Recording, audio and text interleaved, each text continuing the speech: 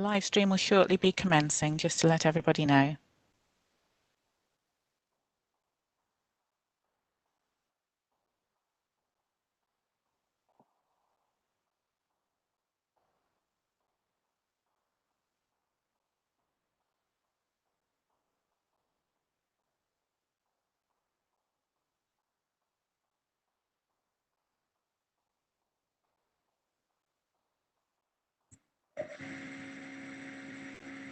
Madam Speaker, it's coming through fine. Thank you very much. We'll start the meeting then, if that's okay with everyone. Good evening, ladies and gentlemen. Before we begin to consider tonight's business, can I please take this opportunity to remind you to keep your devices on mute unless you're speaking. Please indicate that you wish to speak by adding a comment in the chat function or raising your hand in WebEx. The meeting facilitator will advise me that you wish to speak. Thank you. Can I also make the usual request to everyone to ensure that their mobile phones are switched off or put to silent? Thank you very much. So I've received apologies for absence from Councillor Martin Moran Bryant, but I have actually seen she is on the screen. She's going to just be with us for the East West Rail items, the debate and the questions, I understand. And we'd like to wish her congratulations and best wishes from everyone, because she gave birth to a little girl last week. So congratulations from everyone. Lovely news. And you look very well, Philippa. So welcome. And as I say, you'll be popping. I know you'll be popping in and out. You've informed me you'll pop in and out. We've also had apologies from Councillor Zamir. Are there any other apologies, please? Speaker, may I give apologies for Councillor Vann, who is running a few minutes late due to a prior work commitment. Thank you. Yeah. Any others? I don't see any hands up. Nobody's shouting out, so I assume that's it. So can I ask that if you lose connection during the meeting or you've got difficulties with your equipment, can you contact the meeting facilitator, please, by indicating in the chat function if you can, or phoning the number that we've all been given? And can I ask that, apart from Councillor Martin Moran Bryant, can you advise me if you need to leave the meeting early, please, so that we have a record of who's here? Thank you. So now we'll move on to questions from members of the public. So I'd like to take this opportunity to remind everyone that we can only accept questions from members of the public that have been received by the deadline of 6 o'clock this evening. We've received such notification from Mr. Mike Barlow, Mr. Ray, Ms. Quince, Mr. Fielder and Ms. Russell regarding East West Rail. We've also received notification from Ms. Deirdre Murphy that she'd like to put a question on another matter, so that will come at the end. So could we start, please, with the first question that we had, which was from Mr. Barlow. Mr. Barlow, please. Good evening. Look, I'm not a politician and I've got no desire to be one. So I did some digging on the internet today and I came across the Nolan principles on the government website. I assume all elected officials are familiar with them, and so I think what would be nice is if we bore in mind objectivity, openness and accountability while we're discussing this. So first, let's get one thing out of the way. Bedford Borough Council repeat over and over that the decision for Route E was made by East West Rail. They put their hands up and say, nothing to do with us, Gov. I and many residents of Bedford find this extremely insulting to our intelligence. If Bedford Borough Council had no influence, then there would be no point in them funding a consultant to respond to the consultation.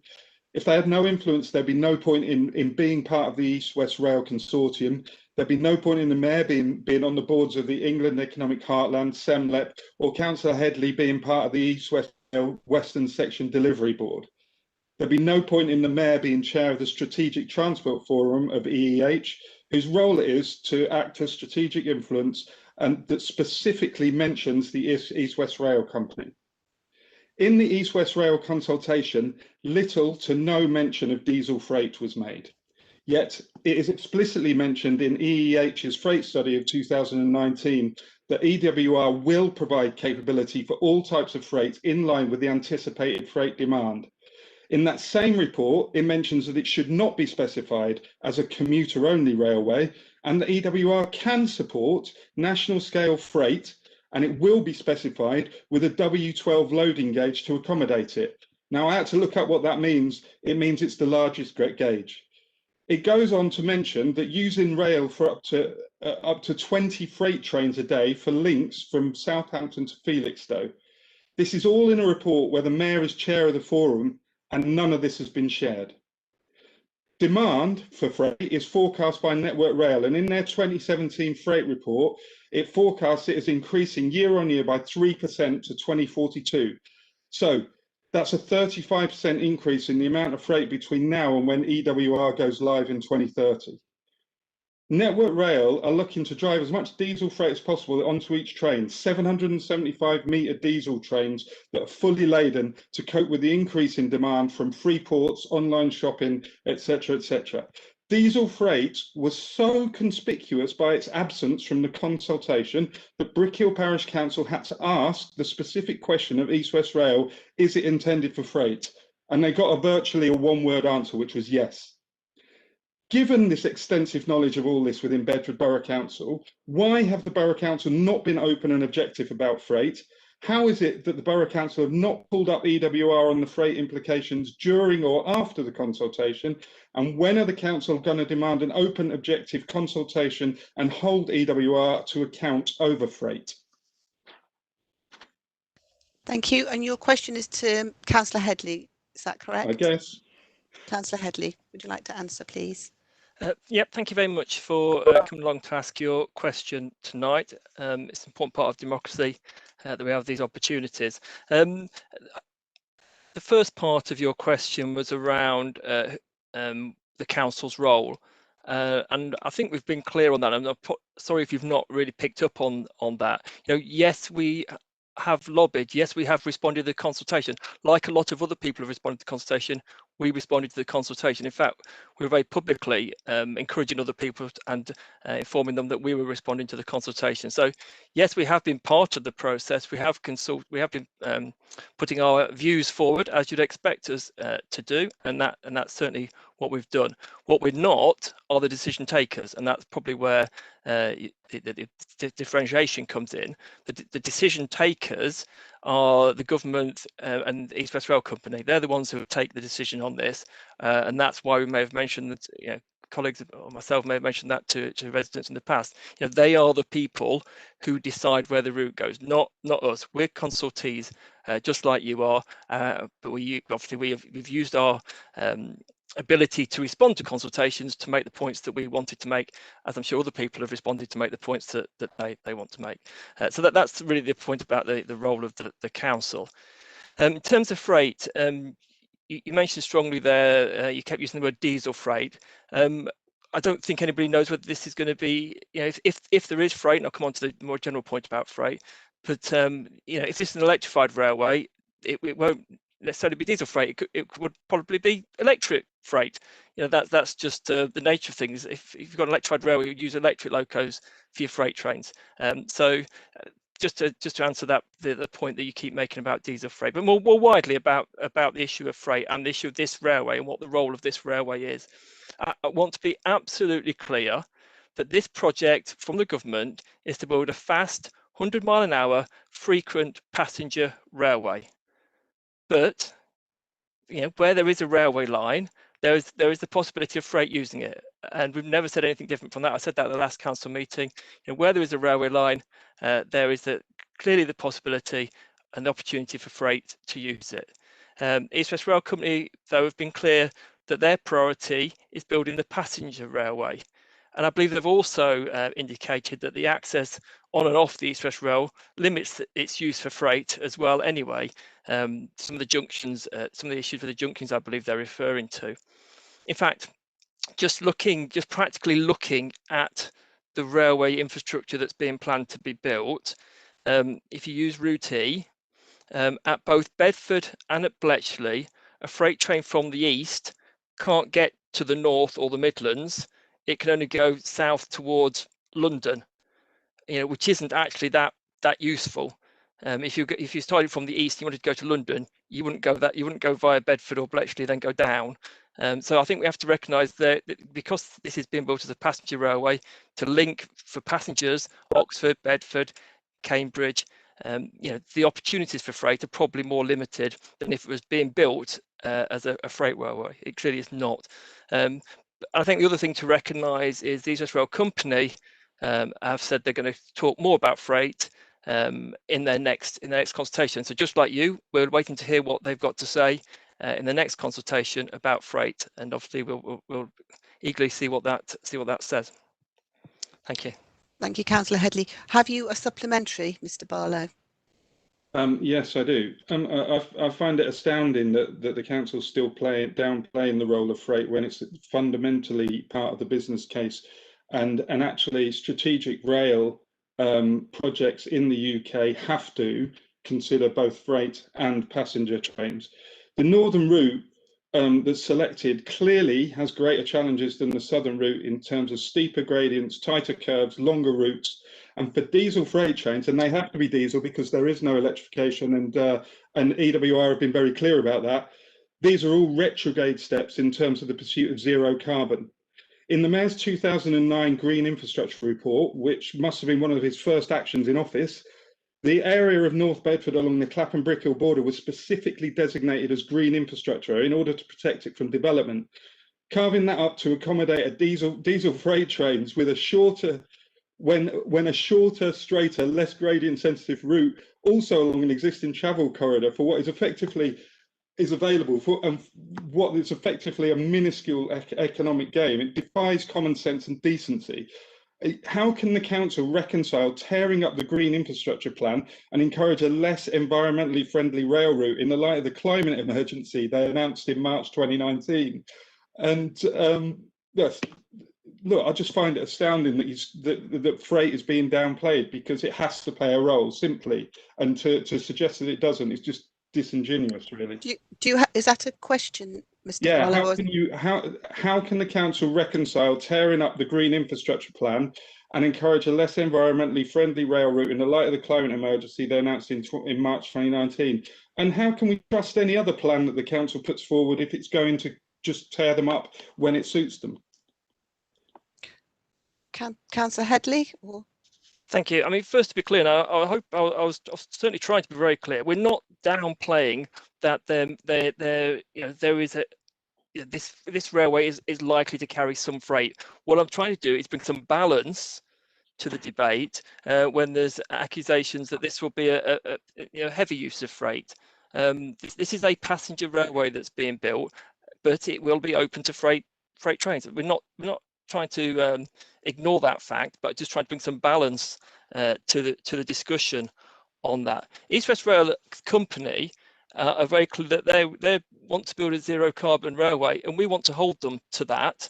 And we will be, so it will be interesting to see the next stage of the consultation, just like you, and respond to that. We've already been pushing them for electrification. We believe that is the right way forward, but they may have other options, and we wait to see what they have to say on that. But as far as we're concerned, we want to see them honour that commitment, and we'll be pushing them to do so. Thank you. Okay. So now you're allowed a short statement, Mr. Barlow. Okay. Please make it quite short.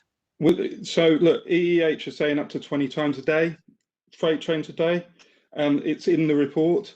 As far as I'm concerned, you are downplaying it. We're the only town on the route that's advocating pushing this diesel freight through the town. I'd like to see the council driving an objective and open reassessment of the route options that include an option for freight to bypass the town to the south, and passenger traffic can either go through the new station at Wixham's or in and out Bedford Midland in the same way that Thameslink and Bedford of Bletchley services already do. I know the argument offered to this is that Network Rail will have the option to miss the town, but they missed the town already with the Midland Main Line services, and you're addressing the symptom, not the cause. The council needs to make the town more attractive to people, not freight. You don't do that by turning it into Cricklewood. The southern route with access to Bedford Midland allows the council to achieve its economic goals, whilst diesel freight can avoid the town and provides a more environmentally friendly solution. Wouldn't the council be better funding consultations to assess that? Thank you, Mr. Barlow. That's the end of your your session. I'm now going to call Mr. Rye, but first of all, can I just check? We have somebody on the phone. Can I just check and confirm that that is Bernadette Russell? Could she speak if she can hear? I couldn't get onto the. I couldn't get onto the website. That is you, is it, Miss Russell? It is, yes. Okay, perfect. When we come to your question, we'll know that you're on the phone. Right, Thank you. Right, could I now call Mr. Rye, please? Thank you. Okay, just to give a bit of an introduction of my background, I'm a resident of Park Farm Court, Clapham, and have been for over 10 years. I previously lived in Queen's Park, Putney and Brickhill since 1968. I feel I've done my bit for the community, having been secretary for Bedford Athletic Rugby Club for 10 years, auditor for SGRS Bedford, Sikh Temple for 10 years. I'm currently secretary for Bedford Junior Blues Rugby Club, currently treasurer for Poland School Parents Association, currently administrator of the Squash and Tennis Leagues at Towers Health Club, and currently hold memberships at Bedford Club and the Bedfordshire Golf Club. So I do my bit for the community, and I'm just a little bit astounded that I like to think I keep my ear to the ground. I vaguely recall first receiving anything regarding EWR several years ago, which made Ruti the most expensive and therefore assumed it would be dismissed. I didn't receive any invite to any consultation or any news.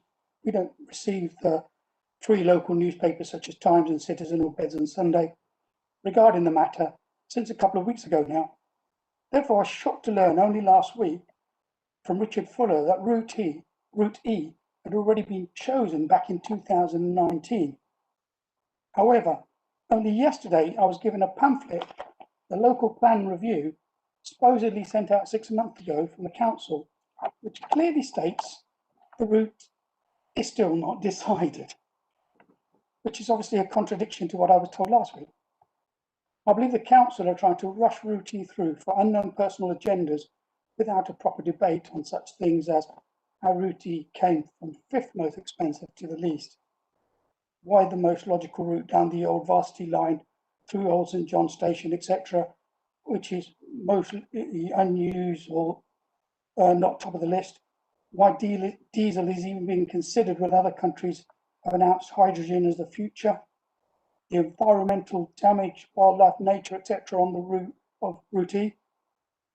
Why has planning stalled on the new Rushmore School? Is it because the route goes through it? Why and how to cross the floodplains, the gradients, etc.? Has there been thought put into that? Why a rail route even is necessary? Now the A421 will be a continuous dual carriageway to the A14. No rail companies make any money and only take huge government subsidies. So is there any economic sense in it? Why businesses such as Towers are oblivious to the plans? Why weren't they even informed about it? Why spend billions speculatively when the country is facing its biggest ever financial crisis following COVID?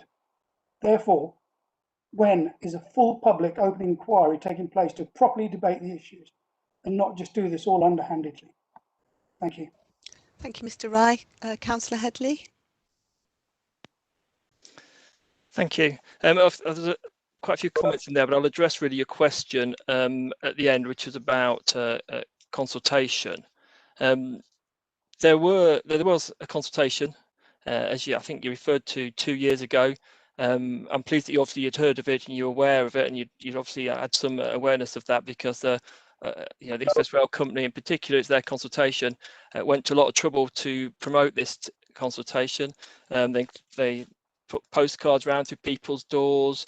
There was adverts, there was press releases, there was letters to parish councils, letters to councillors. There was a lot that they did to try and make sure people were aware of it, because they want, as a council does, want to make sure that people are properly engaged with this very, very important project. On top of the work that the East West Rail Company did, the council themselves wanted to make sure people were involved. They included through social media, website information, even printing a special leaflet. Beyond that, the mayor repeatedly publicised it during the consultation process through his own emails, press releases, on the website. It was also, actually, it was coincided with the period of the mayoral election campaign, And then actually there was press coverage of it in relation to the mayoral election campaign as well, where there was cross-party agreement actually in that report for the route to go through Bedford, not the southern options. So certainly no one was trying to hide anything in the consultations. In fact, people were trying very hard to get people to notice the consultation and respond. And obviously a lot of people did respond. And I'm pleased that you were aware of the consultation. There will be another consultation in a matter of weeks. And it's really important that people do take part in that consultation when it comes, because that's another opportunity for people to have their say. And just like last time, we'll be encouraging people to do so. Thank you, Councillor Headley. Mr. Wright, do you have a supplementary question? Yes, typical politician response, Mr. Headley. Completely ignored all the points I made, gone straight to the consultation, which you said I acknowledged. I told you that I did not know about it, and I live the closest to probably the rail line. So if I didn't know about it, who else didn't know about it? And I understand 120,000 postcards went out. Well, I certainly didn't get one. So who got those? Probably everybody who's not even it's relevant to. So I think you've just completely kiboshed anything I've raised. And personally, I think all the councillors that supported this should be hanging their heads in shame and resigning.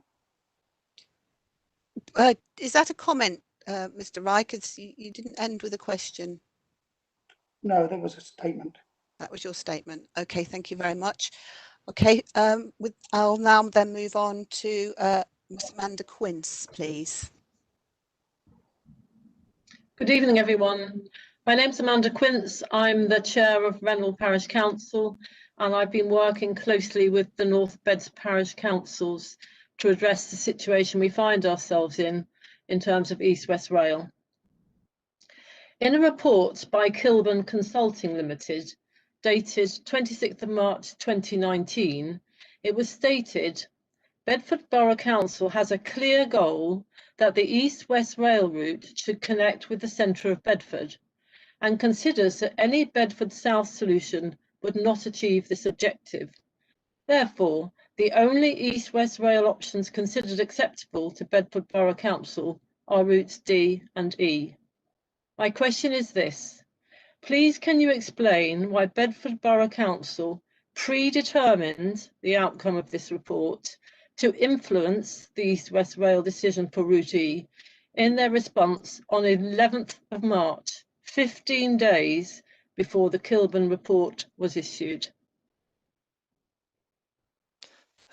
Thank you, Councillor Headley. Thank you. No, thank you for the question. I think it's important to note that obviously that Kilburn Consulting report was an add-on to our regional response. I think that's what you're referring to, and they were developing some of the options that we had already replied on, as it were, in the first part, and that's probably why you highlight the section about the options that are preferred by the council. There's no that is not a secret. There's no secret about that. The council was very, very clear right from the outset that the options through Bedford Midland were the ones that had the greatest economic benefit.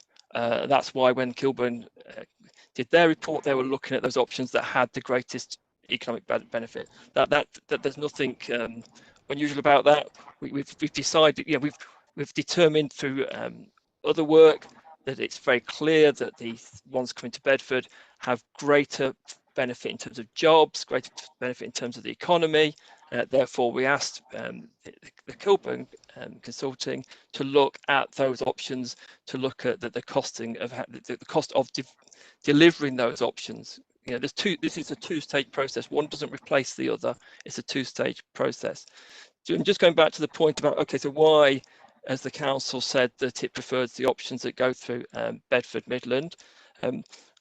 First of all, this has been a position that the council has been lobbying for East West Rail to come to Bedford, so that we get those benefits for a very, very long time. This has not been a hidden thing. It's appeared in numerous council policy documents, over the years. Just to mention two of them, and I mentioned these last time at the council meeting, for those that saw that meeting. There was the council's allocations and designations plan that was September 2011, the version that I'm looking at. and it says the council will support the early provision of the East West Rail Scheme on a route that passes through Bedford. So that's 2011 that was established, and the policy was established long before that, but that's a clear reference to it, and that was consulted on as part of the allocations designations plan process, which I'm sure Parish Council would have had access to and to be able to have commented on. And then in the local plan 2030, and that was consulted on January to March 2018. So again, that's still a whole year before the consultation with East West Rail. In that local plan consultation, the policy was that the council's preferred option is for East West Rail to be routed through Bedford Midland Station. Again, that local plan had wide-scale consultation. Again, I believe parish councils would have had an opportunity to comment on the local plan, and that was a clear statement. It wasn't hidden in there.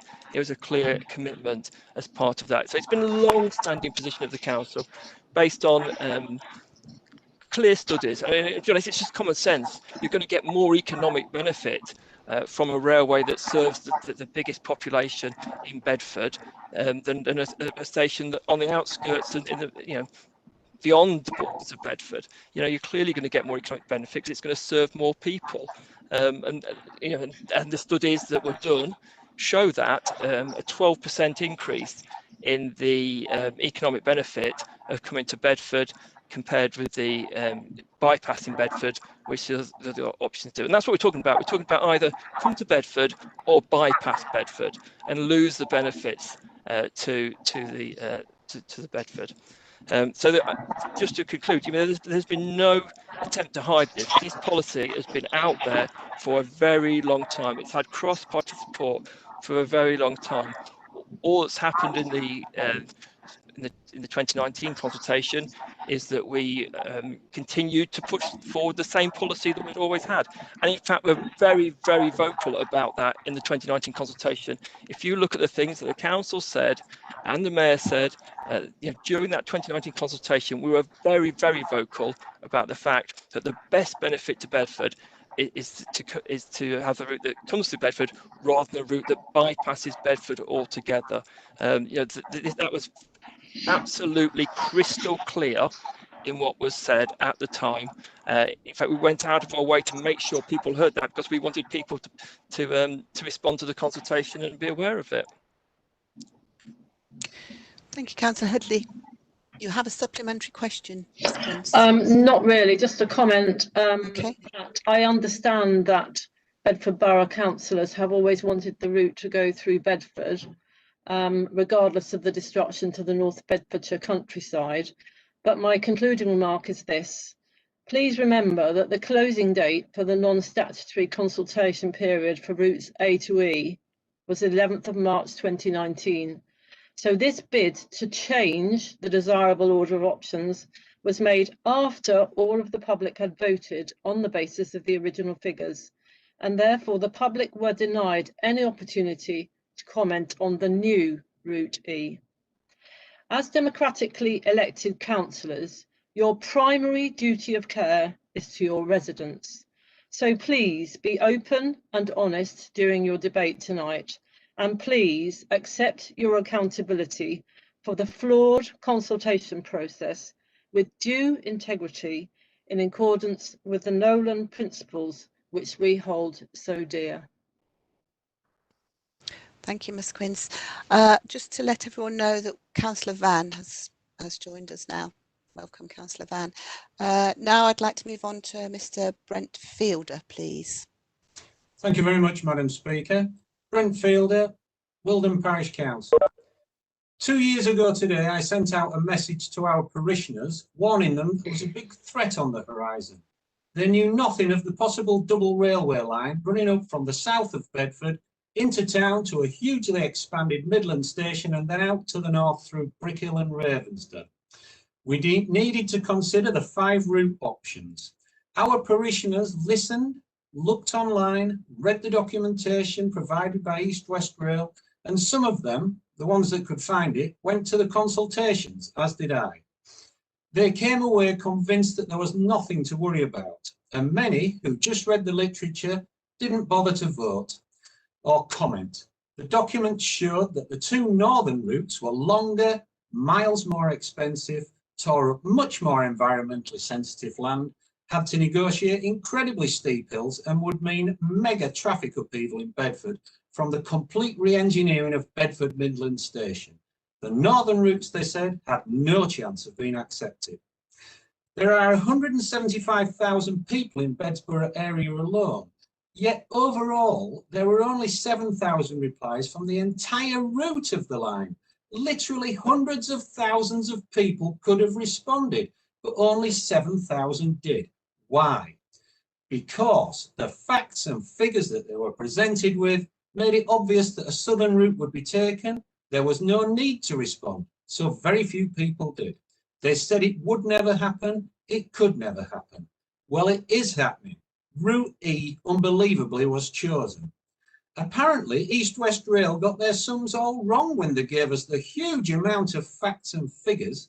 What their expert and massively detailed report said was that the most expensive way to do it was coming up into Bedford, doubling the size of the station, and then going out through Brickhill. They said that actually now they realised that after the consultation was closed, that was actually the cheapest. Unbelievable, but, and here's the rub for me, they didn't come back to us and say, look, we've made a right cock-up of the figures, here are the new facts, here are the new figures, please look again and vote again, comment again. They won't even tell us why the route through town, the expensive one, is now apparently the cheapest. So there's the problem. The people of Bedford Borough were given false facts and figures. Because of this, people looked at it and in the main didn't worry about it, bother consulting or voting. Those figures we are now told were wrong. The consultation was all based on flawed data. So I know that the Mayor, the Deputy Mayor, Councillor Headley, they all want the new double line to come into Midland Station, and that is their prerogative to want that. But in the You have a question, Mr. Fielder, sorry. Here we go now, Madam Speaker, I'm right there. Thank you. Okay. In the name of common decency and democracy, here's my question. Will Bedsborough decide tonight to press East-West Rail to let the borough residents look at what we are now told are the true facts and figures, and then let all Bedford Borough residents vote on where they think the line should go? Thank you. Thank you. Councillor Headley. Yes, thank you. I mean, obviously, you're referring to there are a lot of things that responsibility of East West Rail Company, not ours, but I'll obviously attempt to answer from our perspective. I think the first point that you made was that the consultation made it obvious that the southern route, one of the southern routes, would be taken. I really think that's a misreading of the report. East West Rail Company were very clear that they were putting no preference forward. They put 5 options forward and they sought people's views on those 5 options. They didn't put a preferred route and 4 alternatives. They put 5 routes forward with no preference and sought people's views on that. I mean, you're right to point out that following the consultation, the East West Rail Company has revised their figures, and obviously that's for them to explain. But I suspect it's because they discovered that, well, the costs seem to have gone up for most of the, in fact, I think the cost went up for all the routes, certainly most of the routes. And they obviously must have discovered increased difficulties than they originally anticipated on the routes. But to be fair, that's a question for them to answer. It's not one that I'm not party to their information that they've used in that report. That, we are, as I said earlier, we are consultees just like you're a consultee, so we don't have access to sort of any sort of privileged information on that sort of basis. That's their decision. But I think what this does underline, and this is the point I've made before and I'll make again, we need people to engage with these consultations. We did everything we possibly could during the last consultation to get people to engage with the consultation, and the new consultation is going to start in a matter of weeks. There will be another consultation. People need to engage with that consultation and make their voice heard, and we want to encourage that, and we will do everything we can this time, like we did last time, to encourage people to do so. Thank you. Do you have a supplementary question or Well, a I just want to say straight away that what you've just said, Councillor Headley, is completely wrong. You said that the new consultation would take place in the next few weeks and we'd be able to speak. No, we won't. The new consultation will only take place on Route E. There's no consultation on A, B, C or D, just on E. East West Rail have completely revised their figures, you say. You admit it. The entire process was completely flawed. Now, yeah, Mohammed Yasmin, MP, says, I'm calling for a further consultation on the issue to ensure the public and all stakeholders get a fair hearing on this vital infrastructure project. You're obviously not going to do that, Councillor Headley. So, is Bedford Borough Council going to force through this polluting, congesting, expensive, with a decade of gridlock, with 24/7 freight trains and awful traffic congestion, just because that's what they want, on the basis of a criminally flawed consultation? Or will they do the right thing, what we're asking for, what our MPs are asking for, what the people out there are asking for, and demand from the Minister of Transport that the people of Bedford Borough are given the new correct facts and allowed a proper consultation on which route the new double train lines should come into and leave Bedford from? Shall I take that as a statement? No, that's a question to Councillor Headley. Okay, Is he going to continue to force this line through despite the fact that this was a criminally flawed consultation, or will he do his duty? Will the Bedford Borough Councillors do their duty? Thank you, Mr. Fielder. Councillor Headley. Thank you. I'm not often in danger of repeating myself because there's a lot of common themes coming out of these questions, but obviously, you know, the point is this isn't our decision. We're not pushing anything through. This is a government decision. It's a fact. You know, this is not our decision. This is a government decision. We're not empowered to stop it, just like we're not empowered to start it in the first, you know, to agree with, to put this route in the first place. They are not our decisions. They are government decisions. It's not in our power to stop the decision that's already been taken. It's not in our power to reverse the decision that's already been taken. What we can do is make sure, encourage people as much as possible to engage with the consultation that's going to come next. There, you know, a decision has been taken by the government on this option, and the next consultation, now since then they have been working on what the next consultation is going to be and what the next set of options are going to be, and we're waiting to see, just like you are, waiting to see what comes out of that process. And when that comes out, we need to respond to it, residents need to respond to it, and that will be the important next stage. Thank you, Councillor Headley. So a short statement, please, Mr. Fielder. Okay, I've never heard anything like it. Again, Councillor Headley gives the wrong information out. There is not going to be a consultation on A, B, C or D, just on where exactly it will go through E. You say that it's not in your power to question the decision. Yes, it is. If you took it up with the Transport Minister, you could have a genuine one put through. The people of Bedford deserve to see the chance to see the true facts, to hear the true arguments, to decide for themselves whether the airy-fairy, tiny little theoretical gains for the town are worth a decade of traffic trouble as Bedford Station is vastly expanded, roads are changed, new multi-storey car parks built and double the amount of commuting cars driving in and out of the station each day, and having 24/7 diesel freight trains, and each locomotive can pull up to 37 carriages of freight, running through the middle of this town and out through Brickhill and the northern villages. Or if they decide that actually they'd prefer a station south of Bedford with ample parking, none of the misery of a decade of building works and all the extra commuter traffic clagging up the town after that. Borough councillors, no matter what your own feelings on this, do the right thing. Demand a genuine consultation. Don't listen to the hogwash that there's nothing you can do about it. Yes, you can. You can do something tonight. You can do the right thing for the people of this borough. Thank you. Thank you, Mr. Fielder. Thank you. Now I'm going on to Ms. Russell, who's on the phone somewhere, I think. Okay, I'm here. Can you hear me? Yes, we can hear you. Would you like to put your question, please? Okay. Anyone who commutes to London on a daily basis and travels to Bedford Station by car must be aware of the rush hour congestion along Midland Road, Shakespeare Road, Clapham Road, Bromham Road, back to Midland Term. This is pre-COVID. If East West Rail have their station at Midland Road, there will be added congestion caused by commuters travelling to Oxford and Cambridge. Has Bedford Borough Council done a feasibility study on the projected traffic travelling to and from the station when the new Line rail starts? If not, why not? And if so, how are you proposing to handle the extra volume of traffic? Thank you, Ms Russell. Councillor Headley. What we want to see as part of this East West Rail project is a station to the south of Bedford, as well, an East West Rail station to the south of Bedford, as well as calling it Bedford Midland. And that is something that we're going to be, we have already lobbied for and will do in the next consultation. It's something the East West Rail Company has shown an interest in. That then we'll have the best of both worlds then. We'll have the station to the south so that people do not have to, people in the south do not have to drive into Bedford to get on an East West Rail train, but we'll have the benefits of the East West Rail trains coming to Bedford Midland Station.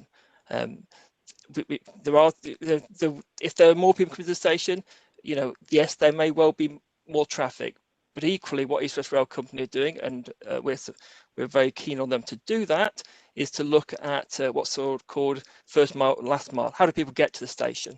How do people get from their homes to the station? And we will be working with the East West Rail Company to maximise the opportunities for people to get there by cycle, by foot, by public transport. You say obviously you've used the station before COVID, and you know the big growth in cycle use at Bedford Midland Station, and obviously it's things like that we need to do to encourage people to use those sorts of transport rather than the car. But I think coupled with the station south of Bedford would be a big benefit to people. And obviously we've got the Wixham station being built south of Bedford as well on the Thameslink line, which again should be beneficial to people not having to drive into Bedford from Wixham's to catch the train. So it all adds up to a holistic picture and benefit for local residents. Do you have a supplementary question? Yeah, I do. Or a short I statement, assume Ms. that Russell? the answer to the question was yes, you have done a feasibility study then, because you didn't actually answer that. I don't believe there is a. You don't think you have done? Well, that's what I wanted to know, right? Yeah, no, I don't believe there's a traffic study at this stage. We're still a long way away from. I'd thought before you actually decided it was going to be Midland Mail Line Station, you'd need to do a feasibility study about the traffic. That would be crucial before you made a decision. But there you go.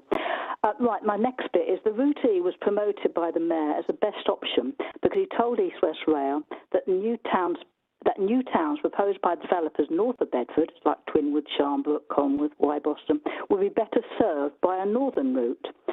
Now that's a bit strange. How will they be better served unless he proposes to have another station in the northern route? Or how will the people get to Bedford by the congested A6 already?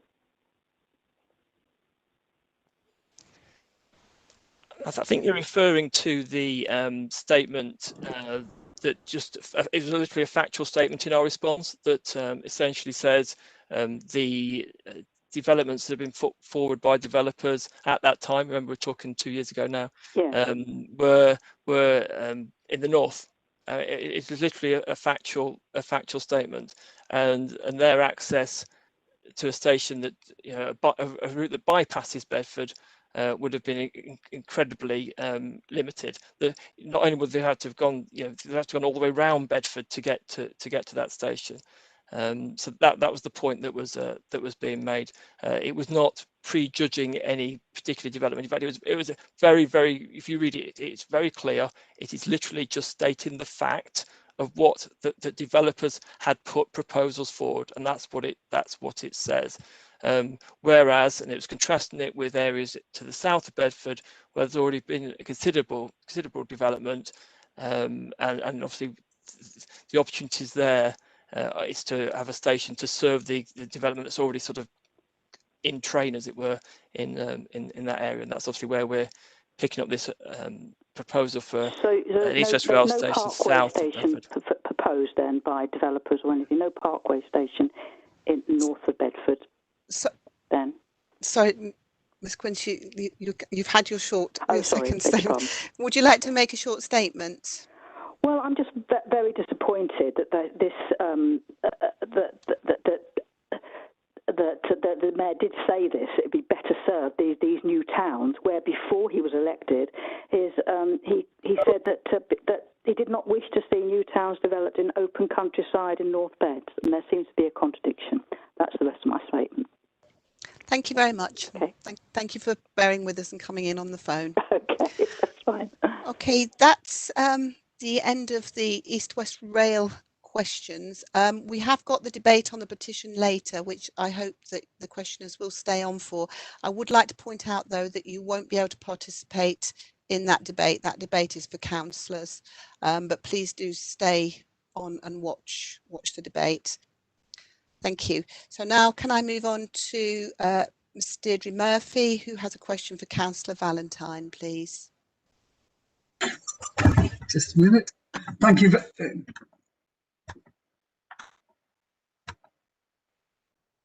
Sorry, some technical difficulty. Okay, thank you very much indeed. First, I am the Secretary of the National Education Union and an exec member, but here tonight I'm not just representing the NEU, I'm representing the Joint Trade Union Group in Bedford. And the question to James Valentine is about, I've really got to state very clearly that the NEU and the union's position has always been that we want schools to be open safely and sustainably. Schools are definitely the best places for children and young people.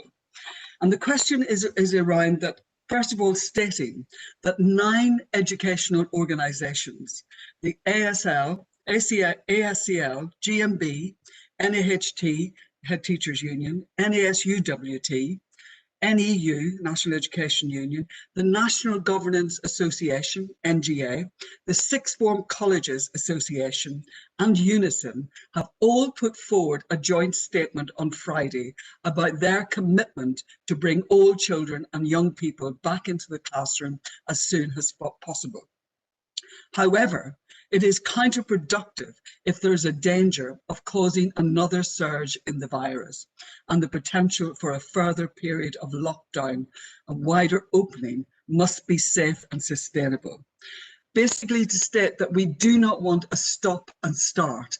Children are going back. Children have suffered in terms of their mental health, and the worst thing that could happen is that they come back and then go out again. What we are requesting is for a staggered, sensible, sustainable start. And the question is, how does the council view an approach which allows schools to appropriately phase the return of students while maintaining smaller bubbles and protecting students who are experiencing mental health issues returning from the 8th of March? Thank you. Thank you. Councillor Valentine.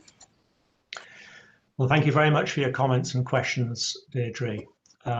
I do agree that schools should be able to take a realistic and cautious approach to welcoming all children back to school, and that this will be part of a response that mitigates against any future lockdowns. In the last year, as you know, we've worked very closely with you and all the trade unions and school leaders to develop flexible and realistic responses to the varied guidance from the Department for Education. We've already raised concerns with the DFE about the plans for a so-called Big Bang return, including the lack of time for secondary schools to arrange and facilitate tests for pupils and staff, and around the lack of flexibility to support the more vulnerable children to readjust at being back at school. I'm sure we can continue to work together to support schools in providing the best possible support for all pupils. Thank you. Do you have a supplementary question? I do have a supplementary statement in a way. Okay, yeah. First of all to state, thank you very much for that response, Councillor Valentine. That was very helpful. But to also say, you're absolutely right. We have worked as a joint trade union very, very closely with Ben and the Borough and James, and that has in many ways mitigated against some of the decisions from the DFE, which were, my goodness, what on earth did they mean? So I would like to thank you on behalf of the trade unions for the way that we work together and continue to work. Yes, it's been an awful lot of work. We've not just met weekly, we've met sometimes 3 and 4 times a week, but the main aim and the joint aim has been to work collaboratively in the interests of education in Bedford. And I'm very proud to be a part of that. I'm proud that our Borough Council it works in such a supportive manner towards the trade movement, and I thank you very much for that. Thank you. Thank you, Deirdre. Okay, lovely, thank you. That concludes agenda item 1 then, and we'll now move on to agenda item 2. Agenda item 2 is petitions to be presented by members of the public. I understand that there are no new petitions to be presented by members of the public, therefore we'll now move on to agenda item 3. Agenda item 3 is minutes of the last meeting. Does the council approve the minutes of the meeting held on the 3rd of February as a correct record and authorise me to sign them? Agreed. Thank you very much. Agenda item 4 is disclosures of local and/or disclosable pecuniary interests. As I know members appreciate, it is important that we observe the provisions in the Code of Conduct relating to the disclosure of interests. So can I ask members to disclose the existence and nature of any local and/or disclosable pecuniary interests in tonight's business, or when the interest becomes apparent? So I've got some hands up already. Councillor Meader.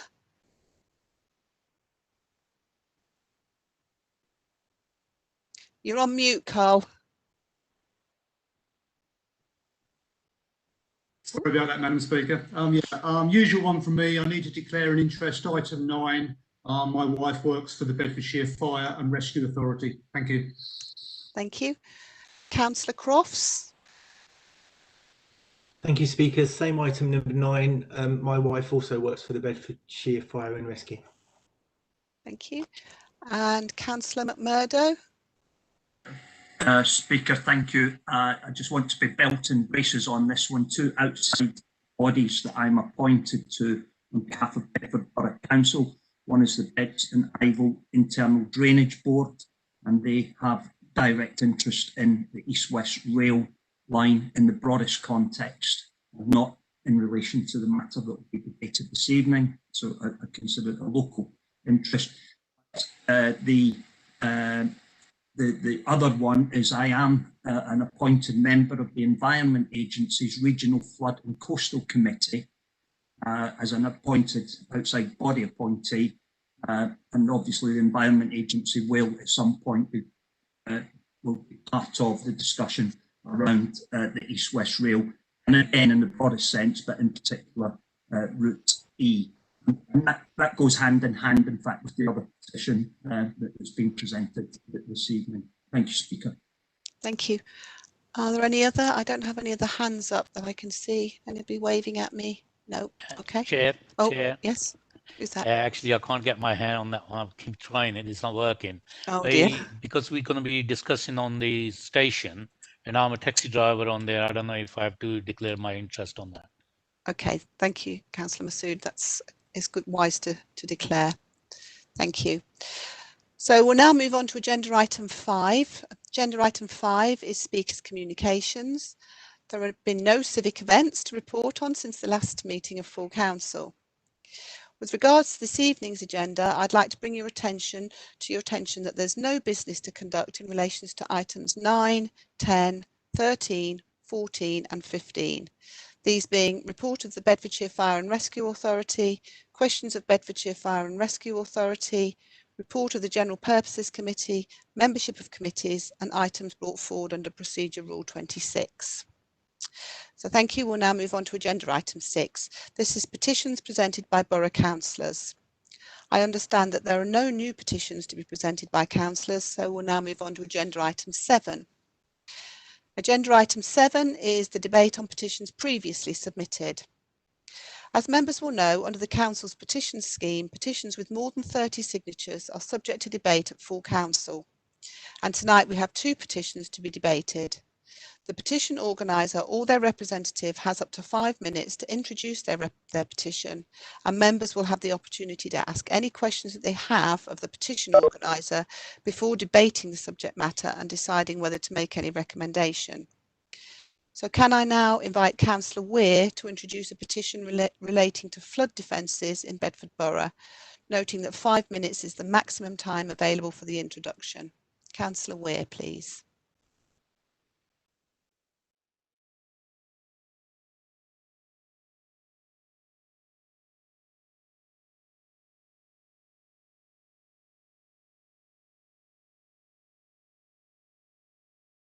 Councillor Weir, are you on mute? Because we can't hear anything. We can see the slides, but we can't hear you.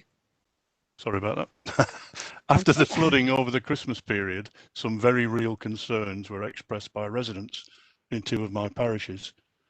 This was expanded on with the response to the petition when nearly 700 respondents shared their own concerns. The borough has a statutory duty regarding flooding and has commissioned many risk assessments to inform their actions.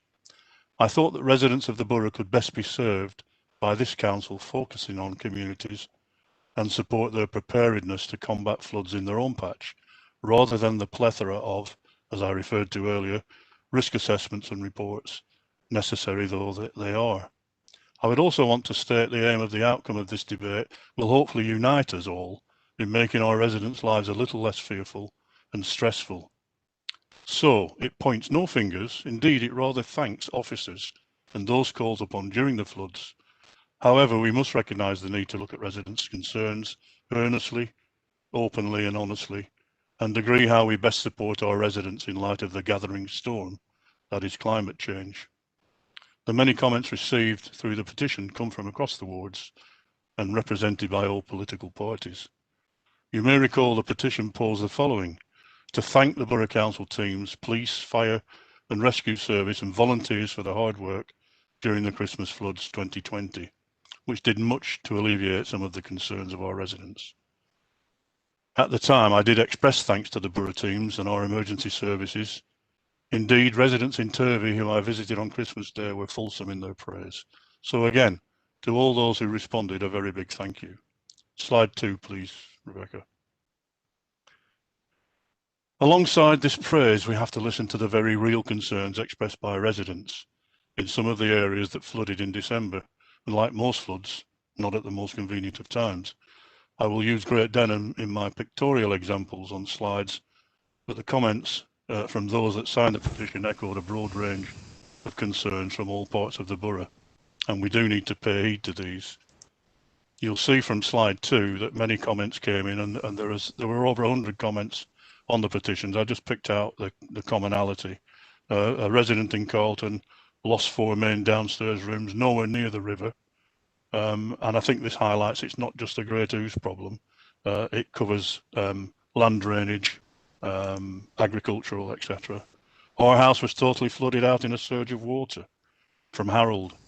Local residents, I'm concerned about rumours of future building and flooding needs to be considered. Feedback from residents and accountability from statutory agencies is very important. And I live in the town centre. Flooding is going to get worse with climate change. New ideas and actions to protect people in their homes are needed.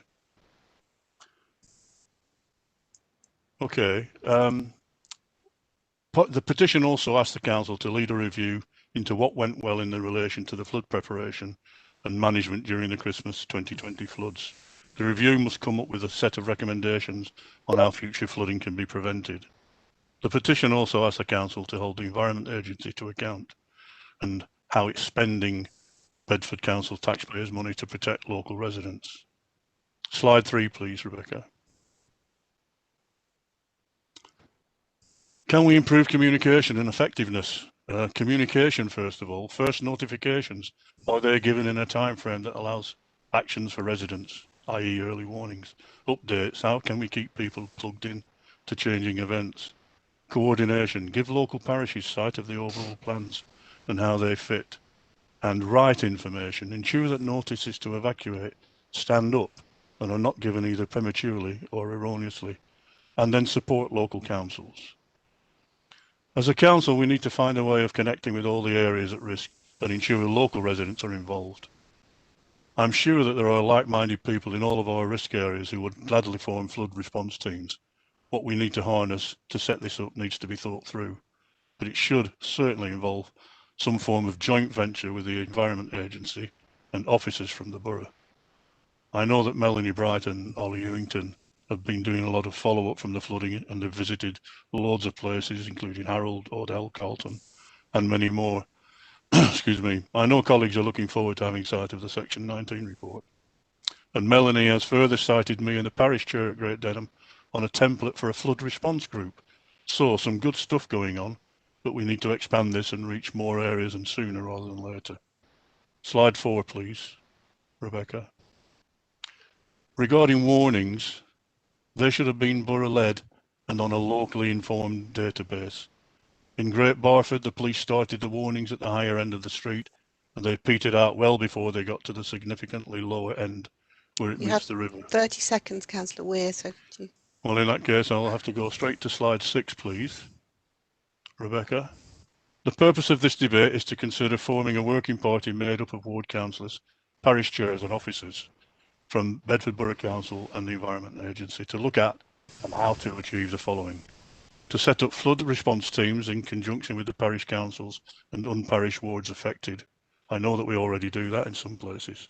To ensure the earliest possible communications from the EA reaches the parishes. That with guidance from the EA, each parish and ward affected assesses what, if any, appropriate defences can be put in place. Grants identifying national, regional and local funding mechanisms to deliver flood risk management solutions. We should also explore further natural methods of flood prevention and mitigation, and that the borough and the EA and emergency services are consulted and connected to each locally produced plan to tackle flooding. I hope and I believe that this will bring more confidence to the ever-increasing number of local residents affected by the threat that climate change poses. Thank you. I'm happy to take any questions now. Thank you, Councillor Weir. So do we have any members who wish to ask questions?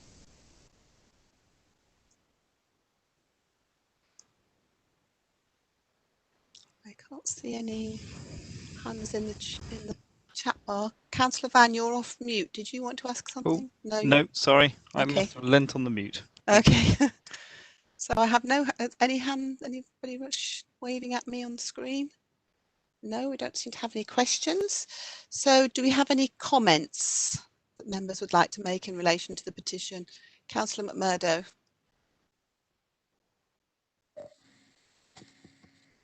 Thank you, Speaker.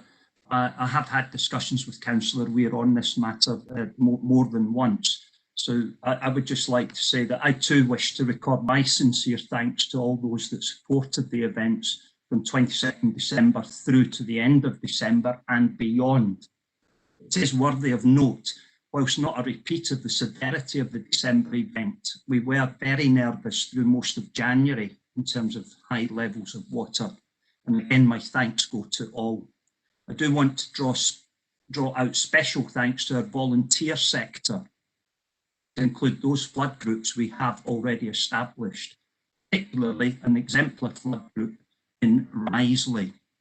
The overview in the context of this flood event, we did experience some 50 to 55 millimetre of rainfall in a 24-hour period, resulting in the flood incident occurring between 23rd and 26th December.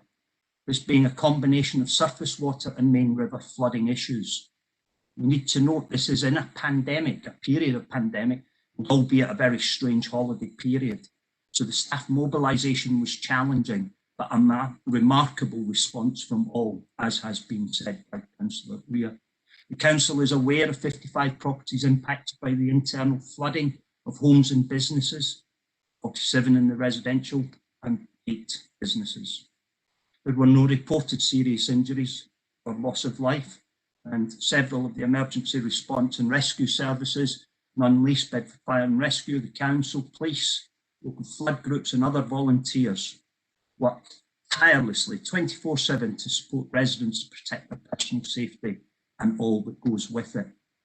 Based on the advice from the Environment Agency through the incident, Some 1,300 households were visited ahead of the flooding in their area. Council established a dedicated flood line to handle calls and inquiries from members of the public. And during the flood event, there was a 24/7 operation that received nearly 500 calls. Recovery response commenced immediately after the flood event commenced, with initial impacts and clear-up response activated to support those communities directly impacted. As required by the Flood and Water Management Act 2010, and as an upper tier authority, we are required to complete a Section 19 flood investigation report. This work is significant and continues to be work in progress. We hope to complete this in the coming weeks and months and ask you to bear with us until May. This will take account of all issues reported to us during and post the event, to take account of the fluvial and pluvial flooding that occurred through the period. Flood prevention is an important part of the Borough Council's work, whilst the main river flood risk and prevention is led by the Environment Agency. It is worth noting the Internal Drainage Board were part of a flood risk management in their district, which is predominantly to the south and the east of the borough, to include some areas of the town. Councillor McMurdo, could you sum up, please? I have other people who want to make comments. So. We continually attend to scenarios that arise from surface water issues, and this is now a focus of attention in respect of riparian ownership responsibilities, and indeed our own highway, drains, gullies and culverts. So I will pause there now, Speaker, to allow further discussion. But thank you. Notice of a motion to put to full council, and I'm happy to move that motion at your convenience. Thank you. Thank you. We'll take the other comments and then we'll come back to you for a motion. So I've got Councillor Towler. Thank you. Sorry, it was a question I was going to ask, but I couldn't find my hand. Okay. I'll allow it. Councillor Weir, have you had any information from Natural England?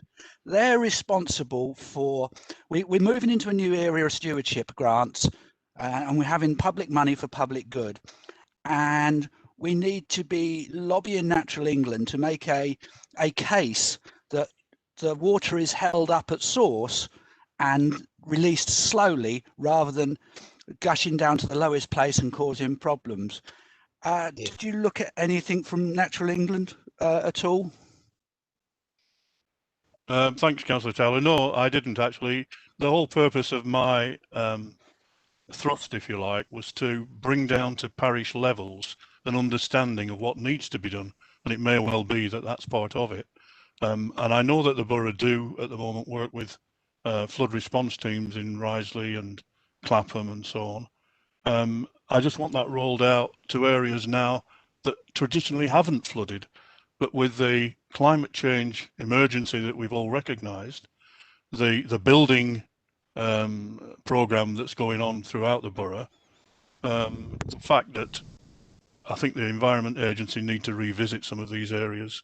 So I really want to unite us to help our people at local level to support the borough's effort in its battling the flood and try and prevent further hardship and difficulty for people. But I will look into that as part of my process going forward. So thank you.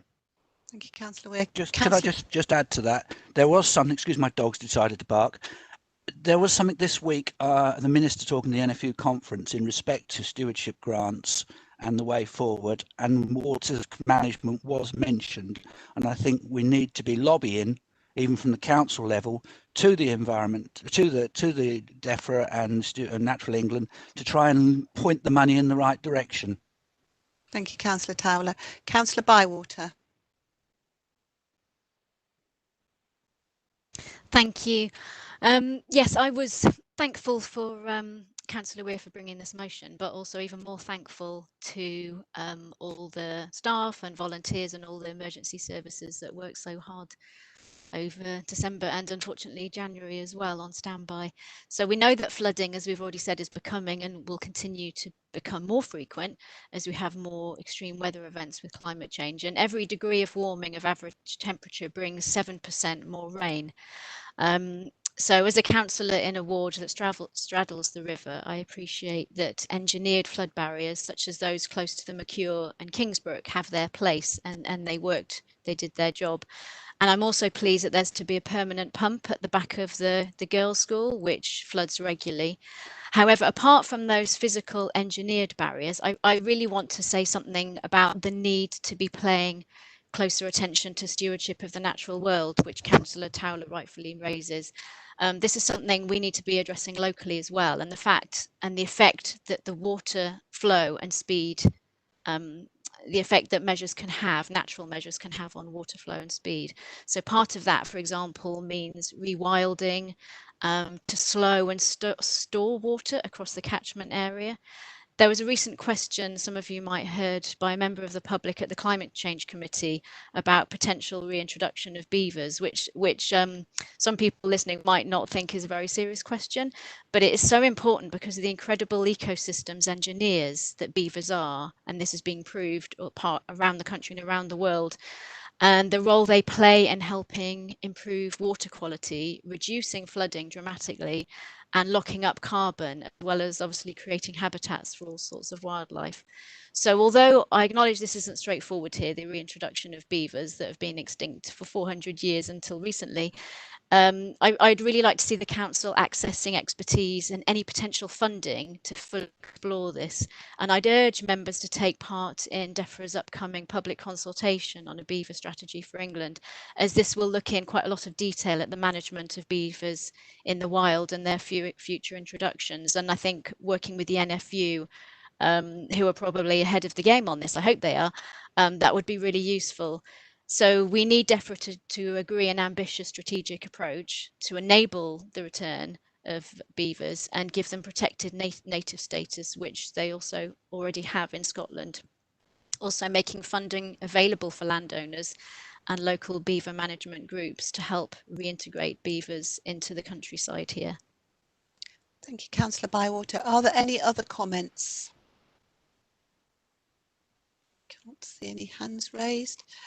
So Councillor McMurdo, you had a motion which you would like to put forward. Sorry, Councillor Walker, I did have my hand raised. Sorry, Councillor Foster, I didn't see you.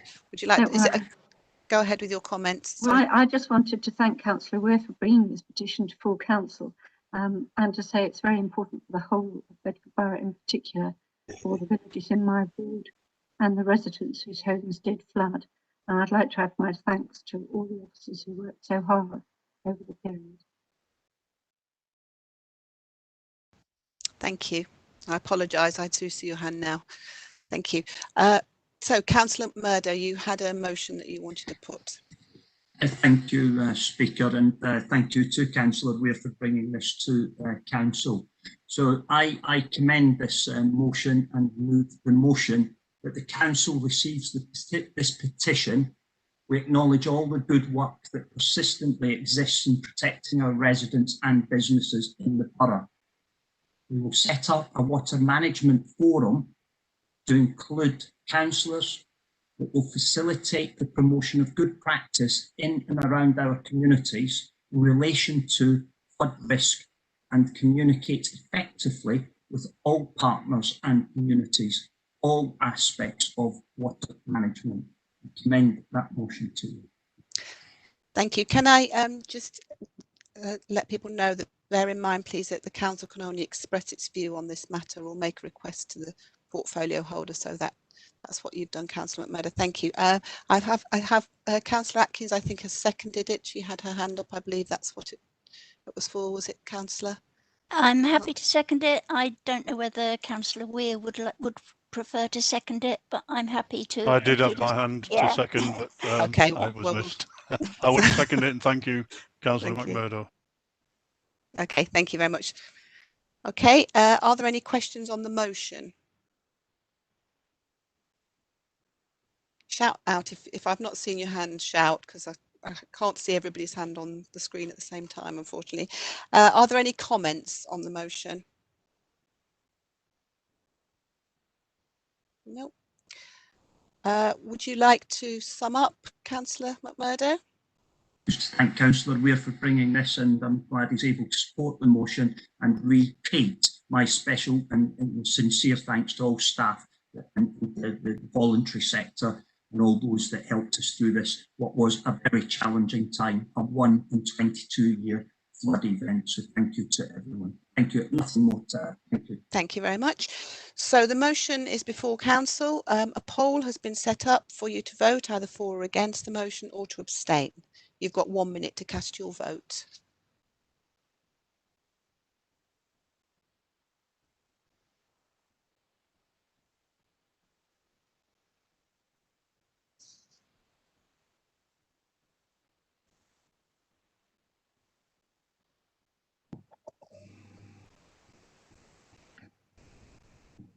Madam Speaker, we have 39 votes for and none against. Thank you very much. So the motion is carried. Thank you to everyone. So now can I invite Mr. Steve Arnold to introduce a petition on Bedford Borough Council's support for East West Rail Route E, noting again that 5 minutes is the maximum time available for the introduction. Mr. Arnold, please.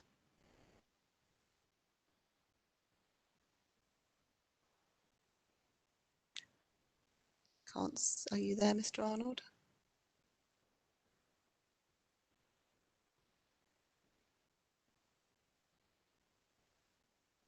Is Mr. Arnold there? Am I on? Oh, can hear you. You can hear me now. Can you see me? No, we can't see you yet. Oh, all right. But we can hear you. Okay, So. here we go. Thank you. I seem to have lost contact on the way through. So perfect. So 5 minutes, please, Mr. Arnold. yes. Thank you, Madam Speaker. Good evening. I'm Steve Arnold and I live in Ravenston. The petition I started 3 weeks ago has now amassed nearly 1,600 signatures. There is widespread anger at the council's role in supporting Route E. When East West Rail Company published 5 route options in early 2019, they said Route E through the centre of Bedford was by far the most expensive and delivered less benefit than routes south of the town. They told us we could rely on the relative order of costs between the options. Route E was widely considered a non-starter, so public reaction was muted.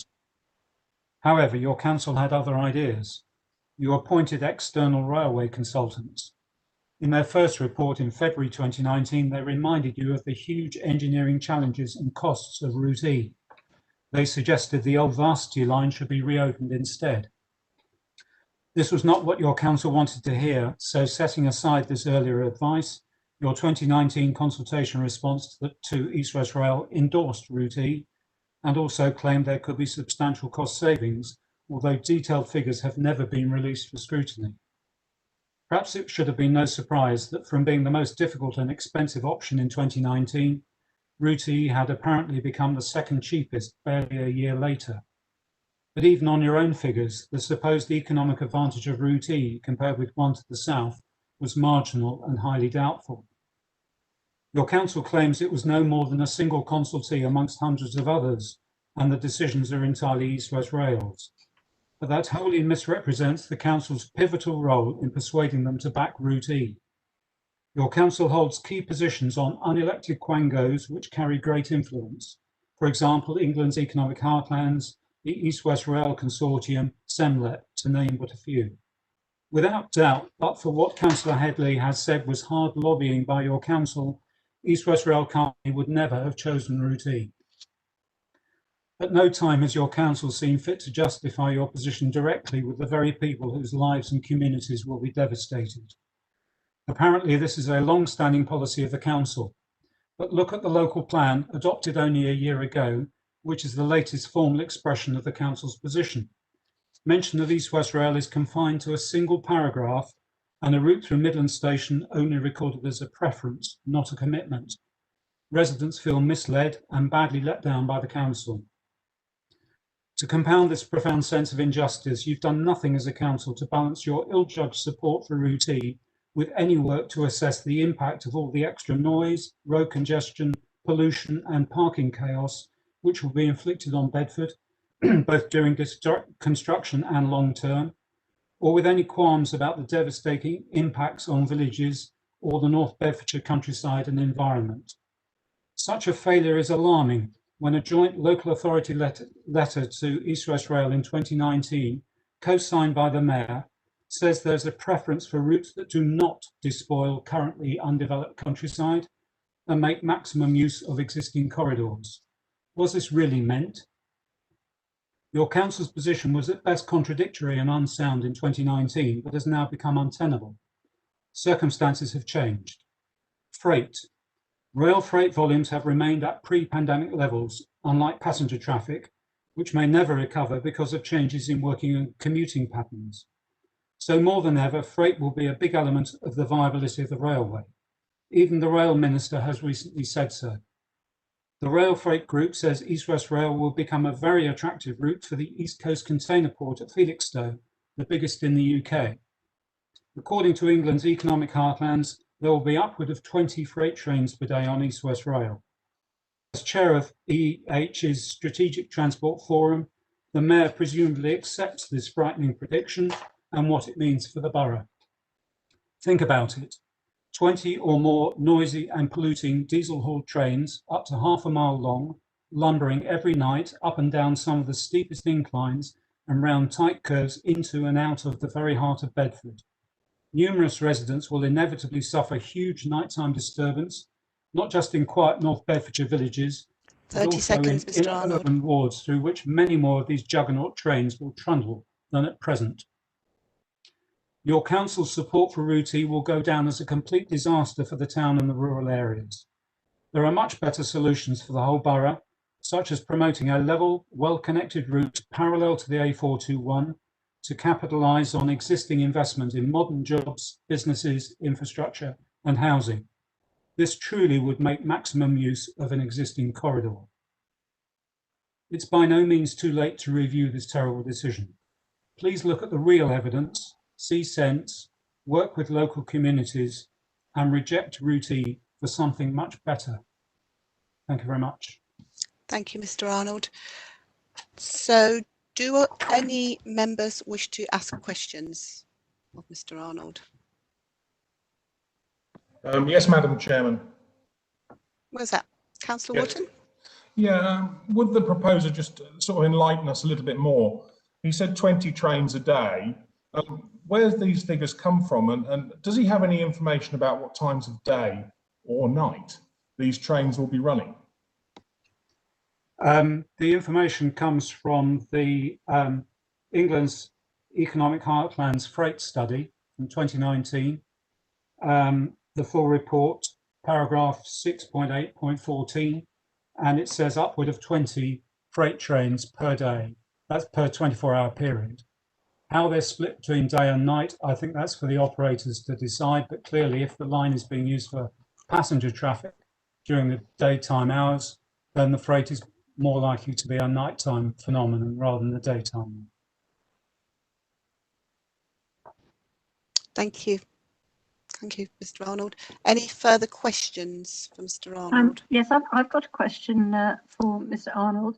I'm afraid I can't find my hand to put my hand up. Mr. Arnold, I don't know whether you're aware of the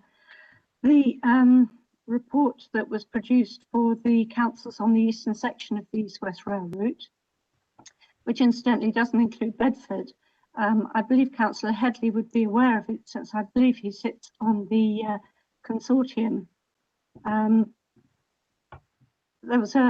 East West Rail Consortium commissioned a report in January 2019 into the eastern section of the East West route. Yeah. Okay, that doesn't include Bedford, and it may not be brought forward for some time. But this report discusses the increased opportunity for rail freight this section of East West Rail will bring, in particular from the port of Felixstowe, which is mainly a container port. So currently rail freight takes 29% of the freight emanating from this port. So that's taking 750,000 lorries annually from the highway. And by 2030, it's expected to grow from the current 33 trains a day to 47. So once the central and eastern sections are built, this will provide direct freight service from Felixstowe to Oxford, and the central section does involve the route through Bedford. So I think you'll find that there are likely to be far more freight trains coming through Bedford you are aware of, and I think we should all be aware of it. Can you ask a question, Yes. question, Councillor Foster, please? Yes, the question was, is Mr. Arnold aware of this report, and is he aware that there will be a much larger number of freight trains coming along Route E? Yes, I am aware of the report. The estimate from the freight study by English Economics Heartlands talked about 20 and upwards movements. A webinar recently had a contribution from the port manager at Felixstowe, and they already handle 70 freight train movements per day. Currently, they are divided north-south.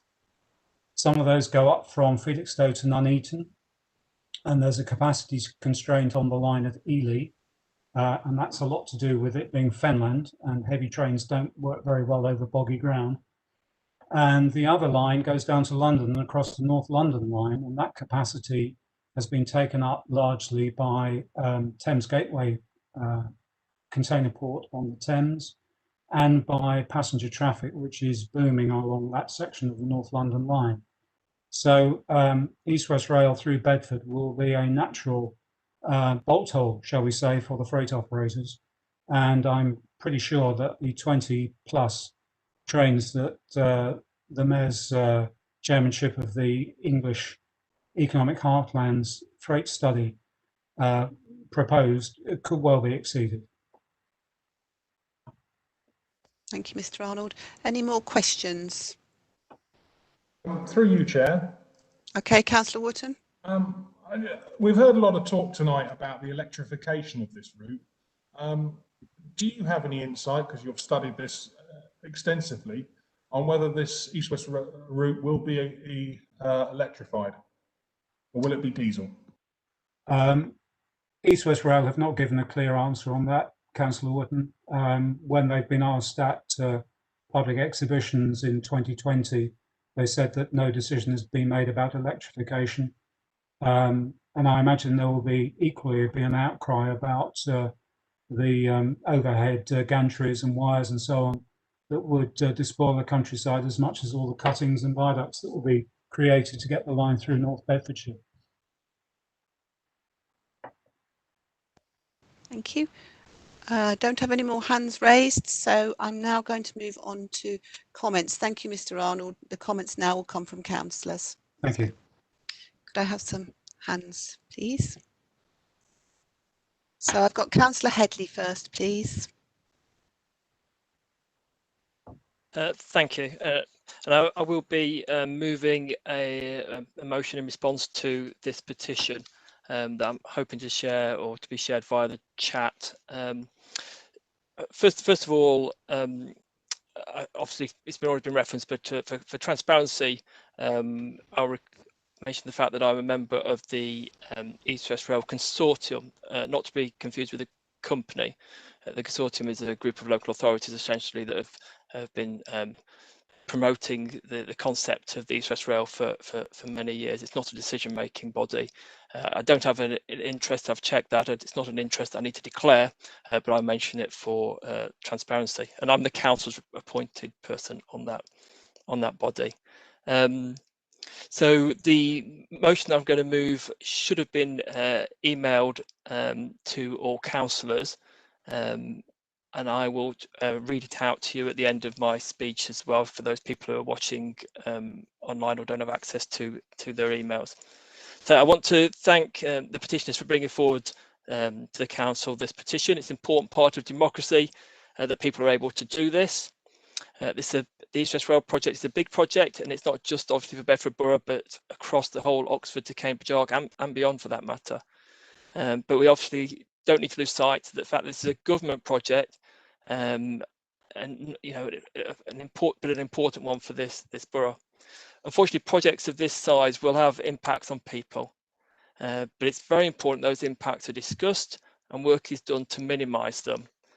The only way to avoid any impacts is to never develop any new infrastructure and in this case would lose the benefits of the Borough of East West Rail. A new consultation will be launched by the East West Rail Company in the next few weeks. I want to make sure people engage with this and make sure that all the issues are fed into that. As a council, we want to know what the issues are so that we can respond to the East West Rail Company and get those concerns on the agenda. People understandably have concerns and questions on a project like this. The new consultation will be the opportunity to make sure these concerns are addressed in to the decision makers at East West Rail Company and the government. This will be the consultation that really matters. I just want to say a few words about the routes that were part of the 2019 consultation, because much reference has been made to those. To be crystal clear again, the council has supported a route that serves Bedford Midland, and in this case that's Route E. That was very transparent at the time of the consultation. The council has for over 25 years been lobbying East West Rail to come to Bedford, so the benefits for our local economy are maximised, and that means jobs for local people. This has not been hidden. It has appeared in numerous council policy documents since then, and I referenced two earlier. I won't repeat them again now, but the most recent in the local plan, where it's very clear to states that it be routed through Bedford Midland Station. There'd be no attempt to hide this. The council's policy that the route should come through Bedford. It's been a long-standing policy, and it has had cross-party support. There's equal total transparency during the 2019 consultation, where the council's information it put out made it clear that the council was supporting a route through Bedford.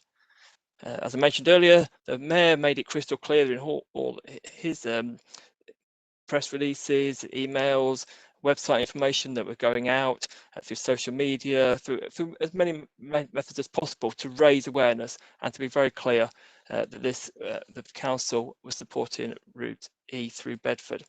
And to reiterate, that's because the route through Bedford provided the best boost to our economy, more opportunities for local residents, for business and leisure.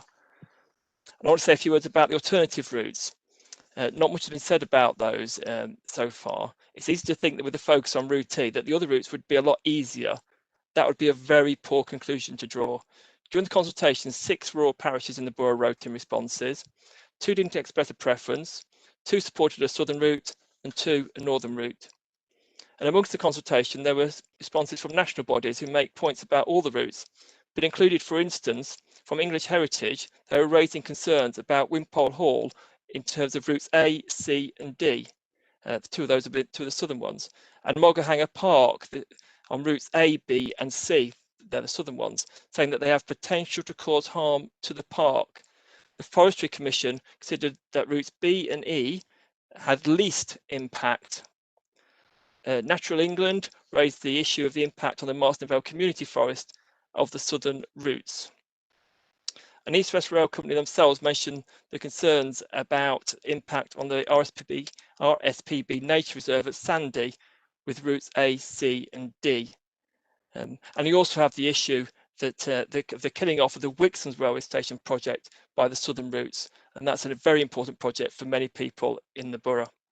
I just mentioned these to recognise that building a railway will have an impact. There is no simple option of picking a route that has no impact on anyone or anything. What we need to do is make sure that we identify the issues and make sure they are addressed, removed and minimised. The consultations from 2019 were considered, and last January the Secretary of State for Transport, Grant Shapps, announced the preferred route was Route E. And just to reiterate, the East West Rail Company concluded that this was a preferred route because it, and I'm quoting now, delivers the best value for the taxpayer, returning the most benefit for every pound spent, and that it was the most popular option with people who responded to the consultation. And finally, that it delivers the best opportunities for the environment. That was the conclusions that was reached. And just to highlight, the Route E was the second cheapest route to build, and any information that people are quoting different to that is using outdated information. When you look at the benefits, of Route E, which are stronger, you end up with it being the best value for money of all the routes. Looking ahead to the consultation, that's just a few weeks away, I want to repeat my encouragement for everyone to get involved, as a council will respond to work for the best outcome for residents and the local environment, both the impact that might be during the construction and during the operation of the railway. And I've already started addressing this issue last year. Firstly, we need to see the route electrified, both for the general environmental benefit of electrification, but also on noise grounds and an impact to residents. I've raised this issue of the traction needed already with East West Rail, and we will continue to do so. And secondly, I've ensured that the East West Rail Consortium is producing a report on the lessons learned from the construction that is already happening on the western section. Some of this railway has already been built on the western section, and we're going to get a report on the lessons that are learnt from that, so that construction issues are designed out before they even start by learning those lessons. We need to make sure this railway is the best it can be, and the next consultation is the key step in doing that. I'm moving a recommendation, which I believe now has been posted in the chat, but I'll read it out for those people who are viewing online or don't have access to it. It says, Council notes, number 1, the decision on the third route corridor has been taken by the East West Rail Company and the government following a public consultation and engagement process in 2019. 2, Bedford Borough Council promoted the public consultation to local residents, including making clear its preferred route supported by all parties on the council. 3, the council's preference for the route of East West Rail to pass through Bedford Midland is long established, including through local development scheme documents dating back to 2011 and throughout the local plan 2030 plan making process. These processes included extensive repeated rounds of public consultation. 4, the council's preference is based on many reasons, including the 6.23 million, 12% greater annual economic benefit of a Bedford Midland route over a route to the south of the town, and the greater number of Bedford Borough residents who will benefit from the work and leisure opportunities presented by East West Rail. 5, East West Railway Company concluded that the preferred route delivers the best value for the taxpayer, returning the most benefit for every pound spent, and it was the most popular option with people responding to a consultation, and finally that it delivers the best opportunities for the environment. 6, the selection of a route via Bedford has enabled progress to be made on the much needed Wixham station, while a southern route would have likely been fatal to it. 7, a new consultation on the route alignment is expected from the East West Rail Company in the next few weeks. Council resolves that the Executive is asked, A, to maintain Bedford Borough Council's commitment to work to minimise the disruption to local residents and the natural environment during the construction and operation of East West Rail. B, to promote the East West Railway Company's forthcoming public consultation on the alignment of the line between Bedford and Cambridge and to encourage Bedford Borough residents to take part. C, to lobby for the full electrification of the railway, including recognising the benefits of a quieter electrified railway. So I propose that resolution in response to the petition. Thank you. Thank you. And I understand Councillor Van is seconding it and reserving Seconded and reserve the right to speak. Thank you, Councillor Van. Okay, I've got quite a few people wanting to speak, so I'll come to you in order. Councillor Foley. Thank you, Speaker. I believe that I'm one of the people here who lives closest to the existing railway, and living only 150 metres from the mainline railway, I've got to say I just cannot recognise at all the concerns that people have over having freight trains running. We already have freight trains running through the night on the railway within 150 metres of my house, and we get zero disturbance from that. Whereas by contrast, traffic using the A6 about 4 times as far away, we do get disturbance from. And you know, in those terms, Babs Rye asks, why is this necessary when there are roads? Well, yeah, on the calculations talking about 20 freight trains a day, that would be equivalent to about 1,200 lorries per day. And I would be very, very glad if we can keep 1,200 lorries each day off our roads with the pollution and the impacts that they cause. There's been concern expressed about the noise disturbance and parking chaos, which would presumably affect Castle Ward, the ward that I represent, which includes the entrance to Bedford's stations. I've got to say, these are not issues that are of concern to us in Castle Ward. We are well used to the station being there, and with the degree of traffic that comes and goes, we believe that the situation would be improved by there being additional out of town stations to the south and ideally to the north as well, which would mean that there would be less people driving into the main station in Bedford. But it's vitally important for the benefit of the town and the people living in it that the trains do actually call at the main station in Bedford. The petition also talks about a requirement for the wholesale redevelopment of Bedford Midland Station, which, as far as we're concerned, would be a very, very welcome matter, because this would then mean that we would be in a situation where a redesign could enable fast trains from the north to call at Bedford without a major time penalty, which would then enable us to have once more through trains to and from the north, as well as improving our connectivity to the east and west by the East-West Rail Scheme. So while I definitely have concerns about the environmental impacts and very much concerned that the government carries out a strategic environmental assessment of the proposals, all told, I think that a lot of the concerns that people are expressing are based on a misunderstanding of the situation, and the actual downsides are rather less than they're imagining. Thank you, Councillor Foley. I still had people who had their hands up for comments before on the petition rather than on the motion. So at the moment, I'm still taking comments on the petition, and then we'll move to the motion that Councillor Headley put forward. So I've got Councillor Coombs. You had your hand up for a comment on the petition. Thank you, Madam Speaker. Can I say that I fully support the call from the petitioners for a public consultation on the Council's decision to support Route E as its preferred route, as well as to have a proper debate here at full Council. The observations from the petitioners are very pertinent, as both these things, transparency and public debate, have been sadly missing from the Borough Council on the East West Rail project to date. Whilst the Borough made clear its support for Route D or E in its submission to the East West Rail consultation in March 2019, there's actually no record as to how this decision was reached and by whom. Neither does there appear to have been any debate on the matter at any council meeting I can recall, either full council or at one of our scrutiny committees, to actually gauge support for the borough's submission.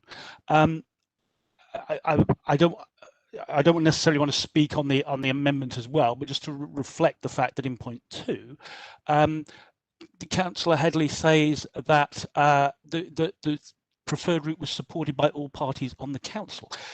That is not correct. There was a sense of support for the town from all parties, but even within parties, there was not that was not a unanimous support. So point 2 is just plain wrong. Equally, despite my request to the Mayor in October 2019 to engage directly with local communities and parish councils likely to be affected by the East West Rail route, the fact that we've got so many residents and communities up in arms about the proposal suggests that either it hasn't happened or it's not exactly been successful in its outcome. Therefore, public consultation and a genuine council debate, not one forced by this petition, worthy though the petition is, we should actually had the borough's decision before us, long before today, to scrutinise it and make our comments known. Can I also start by saying that the Conservative group has had and has no whipped party line on which route to support. Many wards with Conservative members are going to be deeply affected by the chosen route of East West Rail, and many of these issues conflict with one another.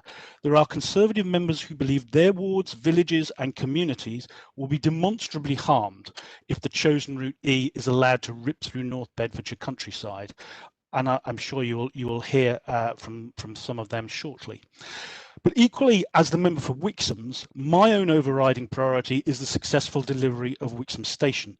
It's already nearly 10 years overdue, and both the Mayor and Councillor Headley are on record as stating that certain routes, if chosen, would tangle the delivery of Wixham's in with East West Rail and potentially delay it for a further 7 or 8 years, and that it might end up not actually being in Wixham's at all. This is not acceptable to me, as the member for Wixham's, and I don't want to see a route chosen which would further delay Wixham Station. All members of this council know, because I haven't shut up about Wixham Station in the 10 years that I've been a member of this council, that I will never let up until Wixham Station is built. It is my #1 priority, always foremost and first. Therefore, in that role, let me be open with Mr. Arnold and the petitioners. I actually supported Route E in my own submission to East West Rail to protect the interests of my own ward and my own residents. And I think that point about standing up for your residents was made by one of the questioners in the early part of today's meeting. However, I would say that I'm not wedded to Route E. I'm wedded to Wixham Station. But therefore, if I can have my station at Wixham's on time and actually in Wixham's, not outside, without forcing trains through the North Bedfordshire countryside, I am open to reconsidering that. But what is important here is that we're only having this debate because the petitioners have brought the issue to our door. It would have been nice to have had this debate openly and transparently and in good time to influence the borough's submission to the East West Rail consultation. But it didn't happen, and we have to ask ourselves why. Why did the Mayor not allow council scrutiny of his chosen route? Why has he failed to properly engage with residents likely to be affected by his decision to take their concerns on board? What does the Mayor have to hide? Why has he not answered the questions from petitioners this evening? I've got no problem with Councillor Headley answering the questions. He is, as he said, part of the East West Rail board, and he's very knowledgeable. But the Mayor is the leader of this council, and it's in his name that the preferred route was submitted to East West Rail, and he should stand here. I hope we're going to hear from him. I haven't heard a peep out of him all meeting. He should stand front and centre and defend his decision. There are 4 issues that need to be immediately addressed, and the Conservative group as a whole wants to see answers to. The lack of democratic accountability and scrutiny of the proposal, which has been mentioned, and the lack of public consultation. Not directing the petitioners and residents to the East West Rail consultation, but this borough consulting its own residents, as I requested back in October 2019. Both of these issues have been covered by the petitioners, and we fully support them, and we want to see the same. Additionally, the issue of freight looms large. Last month, Councillor Wootton raised the issue of freight, and Councillor Headley responded by saying that freight has always been part of the discussion. That's just not true. It really isn't true. Whilst it is contained as part of the East West Rail business case, what little public discussion there has always been about passengers and commuters, always. The subject of freight has never really been raised in debate until Councillor Wootton raised it last month. If the use of the East West Rail route for rail freight is a key part of the financial case for East West Rail, then further public scrutiny and discussion is needed, and the route exiting town needs to be looked at. The amount of freight, the frequency and the times of the freight trains, and the likely noise and environment impact of freight trains need to be made clear to the public and to councillors. A 4th point is the potential for significant housing development. The East West Rail report announcing its preferred route states, in its consultation response, Bedford Borough Council noted that by serving Bedford Midland, East West Rail could support new housing as part of the regeneration of Bedford Town Centre and potentially opportunities to the north of Bedford, which could be considered as part of the Council's early review of its local plan. The Conservative group is concerned that East West Rail is being used by the Borough Council as a Trojan horse for placing major development sites across vast swathes of northeast Bedfordshire. And my group views with concern the potential for the Borough Council to be compromised by getting its preferred route for East West Rail only by agreeing to a large house building programme as part of the 1 million homes identified under the Oxcam ARC proposals.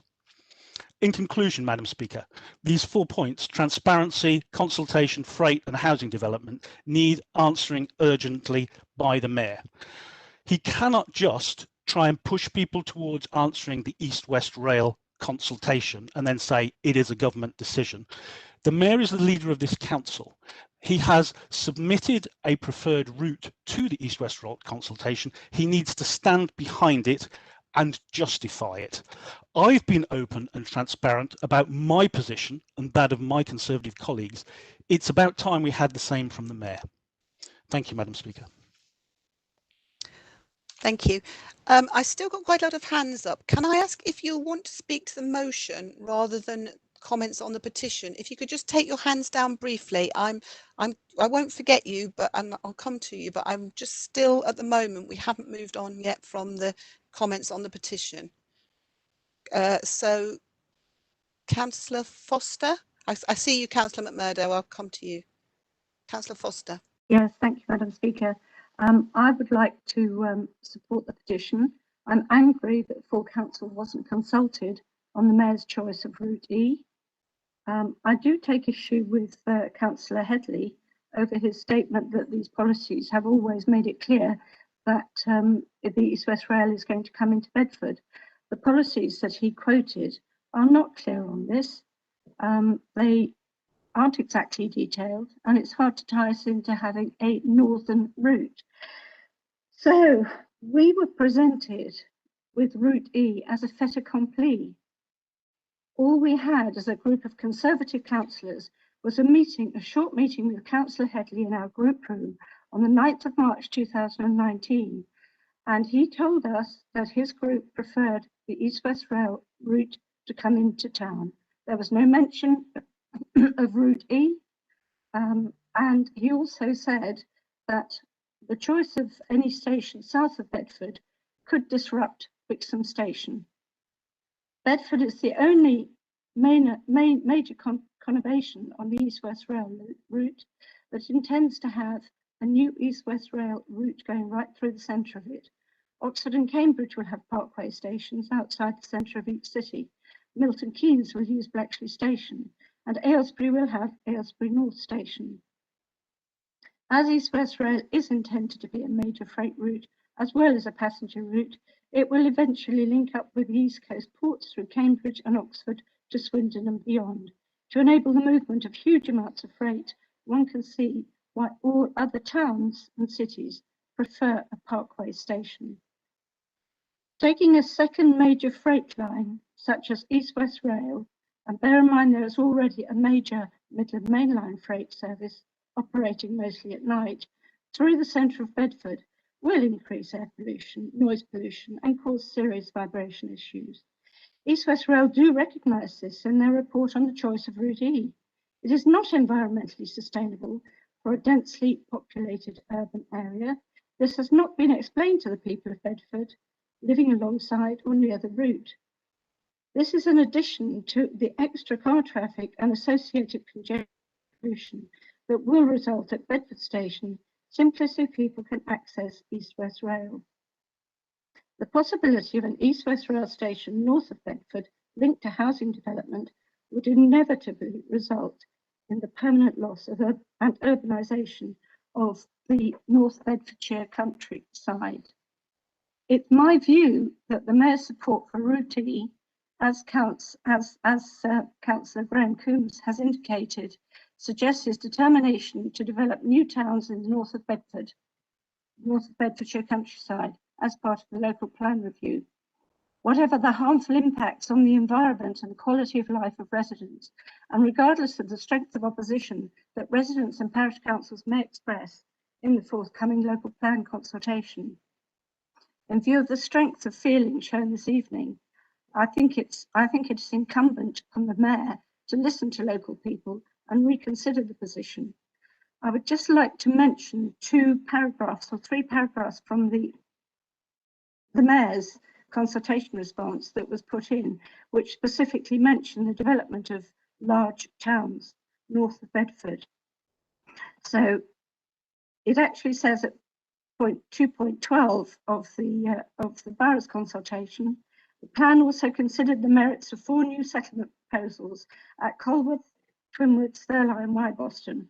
Whilst none of these is yet to be allocated, it's likely that their promoters will submit them again to be considered for allocation in future plans. The Council is committed to an immediate view of the current submitted local plan once it's adopted, so as to incorporate the new standard method of calculating housing need. Each of the potential new settlements ranging in size from 4,500 to 10,000 dwellings will be considered for inclusion in that plan if submitted. Each site is to the north of Bedford and would be better served by the northern route for East West Rail through Midland Station, as would much of the development potential between Bedford and Cambridge. It's this council's view, and not mine, I hasten to add, therefore, that there is little or no scope to count further development south of Bedford against the benefits of a southerly route for East West Rail. That was the reason, in my opinion, that the route was chosen. I didn't support it, and I will put down the record now. I supported Route B, south of Bedford, along with a large number of other residents. Thank you. Thank you. I've still got some hands up for talking to the petition. I'm going to go to Councillor Philippa Martin Moran Bryant because she has a hungry baby, so I hope you indulge me for going straight to her next. Councillor Martin Moran Bryant. Thank you, and yeah, I hope it's okay if I keep my camera off in the circumstances. I just want to say that obviously I recognise the council isn't the decision-taking body on the East West Rail route, but it nonetheless does have an important role to play in influencing decisions about the railway. Councillor Moon and I have been working closely with the Parish Council group mentioned in the public questions time, and I think it's very important that residents' concerns are represented and that we as a council ensure that East West Rail has considered the points raised by residents and that East West Rail is open and transparent in its decision-taking process. Currently, there are significant questions which have not been answered by East West Rail, and this is not acceptable. And we can hear that residents aren't satisfied with those with what's been said so far in the questions we had at the beginning of the meeting. They've already been enumerated by others, so I won't repeat them. With regards to East West Rail's approach to consultation, many residents have said to me that they were not satisfied that the events were held before the announcement of Route E in locations which were not near the communities most affected by the route options. Likewise, after the announcement of the preferred route option of Route E, East West Rail weren't actually planning to hold many events in the areas actually affected. I did raise that point with East West Rail, and I personally asked for events to be held in affected communities, and they were going to do it. However, since COVID obviously happened, those events couldn't take place. But we do have an issue because online events are not the same, and clearly important questions such as the quantum of freight, the environmental impact, and whether there is any prospect of the line being electrified are not being answered through those online events, and that's unacceptable. So we do really have to think as a council how we hold East West Rail to account in terms of how they are consulting. Considering the council's role, I think that as a council we must also ourselves make sure that we understand residents' views and advocate on their behalf. I think that means that we as a council must ensure that we are open and transparent to residents' satisfaction. And therefore I do support the residents in bringing their concerns to full council today and their calls for a non-statutory consultation and debate by the council on this issue as a separate issue and not just part of a local plan, because we have to remember that for many residents the local plan process is quite obscure, although it is obviously we do highlight and we do encourage people to respond. People don't always realise at the time quite what's happening. I don't believe that it would be in any way detrimental to the council to hold a consultation. I think it would be quite the opposite. I understand comments that this whole East West Rail debate is not new, but I think that scrutiny should take place throughout the whole process. And it doesn't matter that residents are only making their comments now. We must still keep open minds whenever these comments and concerns are raised. And I think that the preferred option stage is a legitimate time to consider views because facts and details do constantly change and evolve. And I would like to reiterate that Route E is only a preferred option. It is not a final decision written in stone. So now is a good time to scrutinise. I would also note this isn't a question of residents not supporting the railway and supporting economic prosperity, but a question of scrutinising what is best for the borough taken as a whole and striking the right balance for all the borough. And I think that we as a council should make sure that we know what residents' views and concerns are through our own consultation, then have a full debate following that consultation so that we as a council are able to represent views in our role as statutory consultee and as an influential body. Thank you. Thank you. Now I have Councillor Bywater.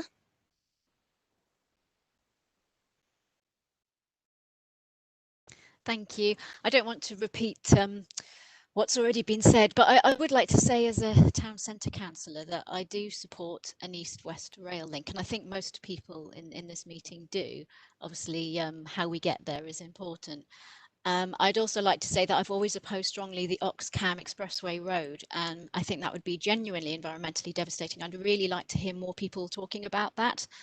While I'm mindful of the strong feelings for and against the route proposed, I do see a benefit to a line going to Bedford Midland Station in terms of the opportunities for the town, but mainly in terms of reducing congestion.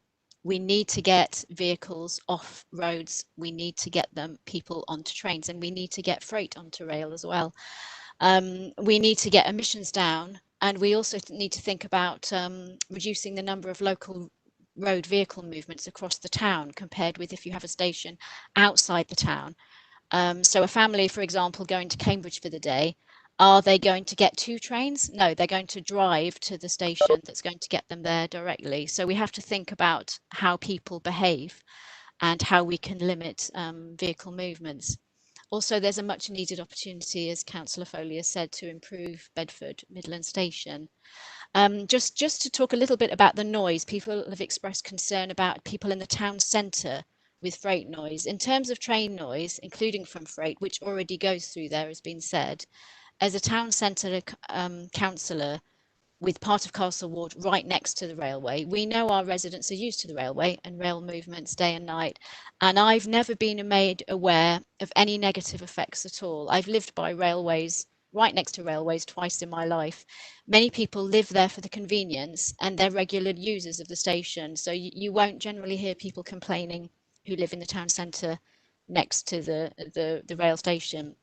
And whatever happens with the route, and as we've said, Route E is not written in stone yet, but there are 2 essential things that must happen, and I believe the council must lobby for. One, has been mentioned, the government must carry out a strategic environmental assessment of the proposals to measure the ecological impacts of the route. And 2 is the issue of diesel trains, as per the motion we're going to talk about in a minute. As Greens, we were shocked at the government's short-sightedness in its failure to commit to fund electrifying the routes, leaving diesel trains as the only option for eternity for East-West Rail. So that's noise, pollution, increasing carbon emissions when we have the golden opportunity to electrify. Electrifying from the start, obviously, is much easier, much cheaper to implement. It would enable low carbon energy sources coming online to power the train. Reducing road vehicle movements in favour of rail journeys is so important, and so not to electrify this greenest form of travel would be an environmental travesty and a real wasted opportunity. So when we're talking about pollution, please can the government for that electrification. Thank you. Thank you. Councillor McMurdo, your hand's no longer raised. Is that because you dropped out? Do you still want to speak to the petition? I'm satisfied with the discussion that's going on. I'll save my comments for later. Thank you. For the motion. Okay, thank you. Councillor Moon. Thank you, Madam Speaker. Can I just say firstly, because there's some ambiguity about this, what can be accepted as a given is that having the East-West Rail link with Bedford will benefit the town and therefore the surrounding area. It can also be accepted that the rail line itself should be supported. There's no issue on that. The point that is at issue is whether the best route option has been chosen for the stretch between Bedford and the Tempsford area connection, and whether there are good grounds for this council to revisit its unquestioning support for the East-West Rail decision now that the full implications are becoming clear. Agreeing that the East-West Rail should come into Bedford is not at all the same thing as saying that it should go through Bedford. It is technically possible to put it no higher for the trains to come in and go out again. It's also possible for them to come to a parkway station, as Oxford will have, without any significant loss of economic or financial benefits. The council decided to support the Route E option without any democratic input from those representing the areas most affected. It commissioned Kilbourne Consulting to rubber stamp its preferred option. Now, that's not an exaggeration. The executive summary of the consultant's second report, the first recommended to Southern Route and was not accepted, says clearly that the only options considered acceptable to BBC are routes D and E. And it goes on to say that the BBC has developed its own preliminary Route E design that reduces the cost differential to Route A. In other words, the borough sought to hide behind the consultants and covertly press for Route E, rather than genuinely consider the alternative options, without even going to the extent of designing and costing a route without any input with the or consultation with the communities affected. And I should point out that the borough and the mayor have been asked at meetings with PCs to produce that very specific costed route, but they haven't done so. The borough's response to the route consultation does contain some statistics rate potential benefits for the route they prefer. The report states accurately enough at paragraph 2.3 that it would be suboptimal for the railway not to link with the Bedford urban centre. One can absolutely agree with that. However, it then assumes that to link means to pass through, and comes up with the absurdly specific claim that there'll be 225 jobs in the borough from the western section and 468 on completion of the central section. And a very specific figure we've heard tonight of 6.2 million, which of course is marginal in terms of the billions that the overall process will cost. What the report does not do is justify those claims to your bare assertion, and certainly doesn't explain why that would all be lost if there was what they refer to as a Bedford South station with adequate links to the centre, much as Oxford and indeed Cambridge intend. The response also states that Route E will give access to Bedford for those in newer expanded settlements served by the railway. This aspiration is either unfounded, because the East West Rail are currently denying there'll be a station between Bedford and the East Coast Mainline link, or there's a covert intention to create a large new settlement that's been kept away from scrutiny until an opportune moment. What was never made clear was the extent to which East West Rail, and this has been said before, become a major freight route. Certainly, I'm puzzled by the reference to electrification in this context, as that is not intended, and in any event, electric trains can't pull freight. You don't see electrified freight trains, and the current state of technology, that's not going to shift. And further, electrification of the route would quadruple the damage that it does to the environment and is currently going to do to the environment. And given the topography of the chosen route, the necessary engineering of gradients able to carry freight will increase the need for deep cuttings and embankments and guarantee the adverse visual impact on the environment. The full implications are, amongst other things, the inevitability that a substantial swathe of rural countryside, which is a vital asset for all residents of the borough, will be irreparably spoiled. The inevitability that at least 3 villages are going to have the line pass so close by with its associated cuttings and embankments as to be permanently altered. And the inevitability that road traffic into and through Bedford will increase radically. These and other implications may have been agreed as a price of progress if the extraordinary statistics in the borough's response had been open to scrutiny at the appropriate time. Now, Councillor Headley noted the fact that some would suffer from or would be impacted by the development of the line. Then I agree with him that the task should be to minimise adverse impact for residents. But I cannot calculate the number of residents and communities, both urban and rural, who will be within 500 metres of the line. But I do know that there are alternative routes where significantly fewer will be affected. I cannot quantify the environmental impact of the engineering work required by the hills that would need to be climbed or cut into. But I do know there are less challenging options along existing traffic corridors, such as the A421, that were not, in the words of the Mayor's own now broken pledge, to spoil currently undeveloped countryside. It is not too late to respond to the genuine concerns of residents and reconsider the position, with a view to getting East West Rail to take a fresh look at the Bedford to Chelmsford options. That is all the petition seeks, and I support it. Thank you, Councillor Moon. Mr. Mayor, you had your hand up next. Thank you very much, and thank you for the debate. To be clear, and I think I have been clear in numerous emails to residents on my own behalf and in press releases and web stories and social media about the consultation and about my view and the view being put forward by the council. It hasn't been secret, it hasn't been behind closed doors, it's been actually telling people what the view is, and if you don't agree, or if you do agree, to go there. The 1st of January 2019, the 29th of January for a web story, the 22nd of February for an email, the 10th of March for an email, the council did an email in February 29 and a leaflet, and all on top of what East West Rail Company were doing in their consultations. So we have done that. We've also discussed it in the allocations and designation plan and the passenger transport strategy that we passed in 2011 that covers 2011 to 2021. But it goes back further than that in the local authority history. I'm very much in favour, and as you gather, about going through the town. And going through the town is important. It's about making Bedford a rail hub. Yeah. I currently live 532 metres from the current East West Rail, and what will be route E or route D, considerably closer than I would to route A, B or C. Not quite the 500 metres to be mentioned, but reasonably close.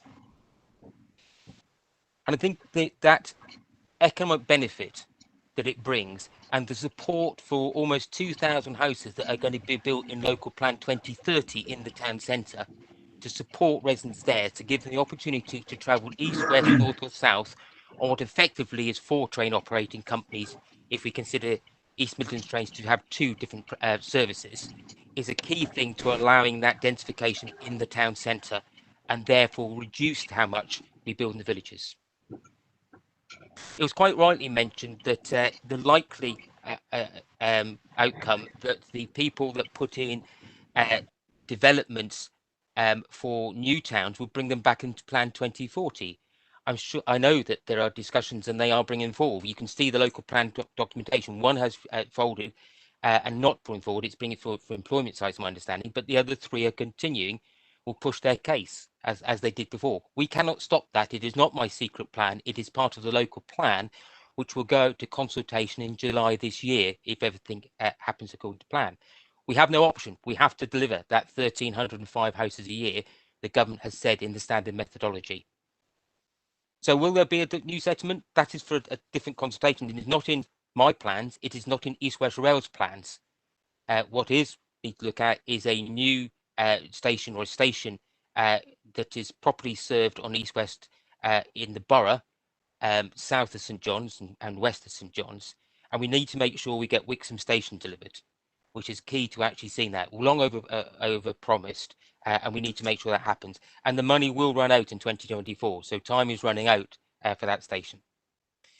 So just to reiterate that a hub where we have the 3 train operating, the 4 services in Bedford will actually be the best for economic development. We need the trains to go through Bedford, and we need to support Councillor Headley's motion to minimise the impact that this will have on our communities. Thank you, Madam Speaker. Thank you, Mr. Mayor. Councillor Vann, this is still on the petition, not on your motion, isn't it? That you want to Yes, speak and I on? reserve the right to speak on the motion Yes, you have, should that be yeah. required. But if I may speak on the petition. Okay. Thank you, Madam Speaker. I am absolutely flabbergasted by what I am hearing from the Conservative group today. They are putting the Wixham station at risk. They are flip-flopping over their support for Route E, which I'm reading documents saying all political groups in Bedford Borough Council endorse the East-West Rail link, say it must come through the centre of Bedford, that's Route E or D, celebrating when Route E was selected, but now apparently changing their mind. It is simply wrong to say that there's some conspiracy or that this hasn't been public and open. It has repeatedly been public and open, and those documents have been cited today, cited at the last full council meeting, when some members of the Conservative group suddenly discovered that freight trains use railways sometimes, which I don't think was news to any of us who have used the railway station in Bedford for many years when I commuted. If you only need to stand there for a short while to see trains using it, and you only need to speak to a few experts to know that 96 freight routes already operate through Bedford. They are quieter than thousands of lorries, I can assure you. So I am absolutely staggered by what seems to be a U-turn. I'm looking at group leaders of all political parties combining together to support a leaflet pressing for the route to come through Bedford. I'm looking at people from all political parties endorsing Route E and welcoming the Conservative government's decision to support Route E and press ahead with this important economic link for Bedford Borough as a whole. And that is why I am astonished that people who voted for the local plan on the 5th of December 2018, which very clearly and explicitly, as was highlighted by one of the petitioners, says the council's preferred option is for East West Rail to be routed through Bedford Midland Station, seems surprised that the Borough Council has pushed for an option that goes through Bedford Midland Station. For my entire life, as far as I can remember, I mean, maybe not as early as when I was born, but maybe a few years later, I remember hearing about we could get East West Rail back to Bedford. It is now on its way, thanks to the hard work of all political parties. And I would say that there are councillors in all political parties, I'm sure, who have worked together to secure this investment and this good news for Bedford Borough. So I am frankly flabbergasted by the U-turns, flip-flopping, the lack of knowledge of the documents that we vote on at full council, including the local plan, which says the preferred option will go through Bedford Station.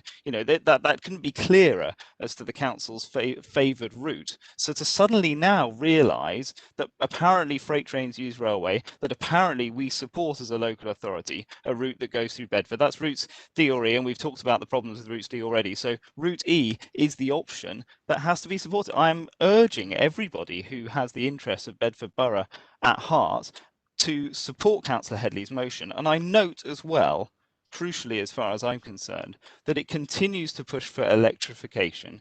It is possible to have electric freight trains. I think it's really important that we push for electrification. I think it's really important as well that residents engage in the next stage of consultation, which will be detailed route within the corridor. And I think that's an option for all of us to talk about in terms of minimising the impact on residents. But I don't wish to say any more other than strongly urging people to support that motion when it comes. And that's my comment on the petition as well, because I would like to thank the highlight of what we have voted for at this council publicly in the local plan and numerous other times.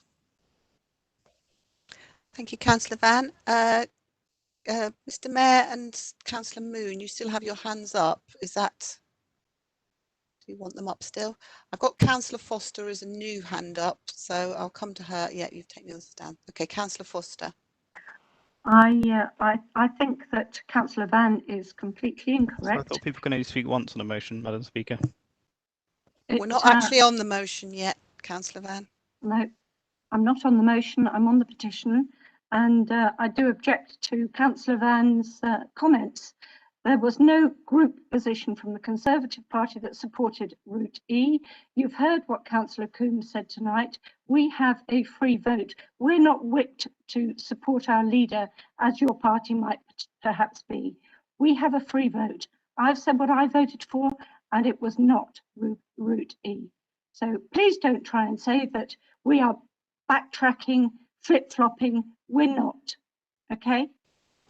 Madam Speaker, may I respond as I was named and I believe misrepresented? You were named. You Thank may you. speak. I wish to be clear that I didn't say the Conservative group as a whole block voted together, but the vast majority in each of those motions that I cited in each of those moments. So thank you. I do note your comment, Councillor Foster, because I know you did vote against the local plan 2030. Right. Okay, thank you. I'm now going to move on. We have a motion. It has been seconded. I'm now going to move on to the motion. So now can you please address your comments and questions to the motion? So first of all, are there any questions on the motion?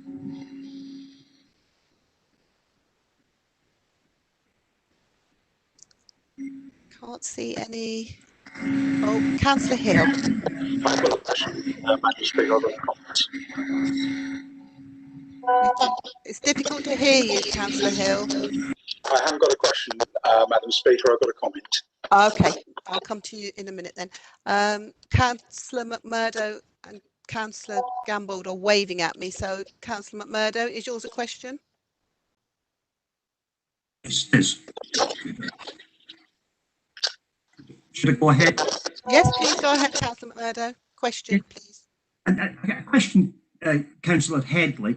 I've heard the debate thus far, and I just want to clear up. My reading of the petitioners is actually not in dispute of an east-west rail link, that being from Oxford through to Cambridge.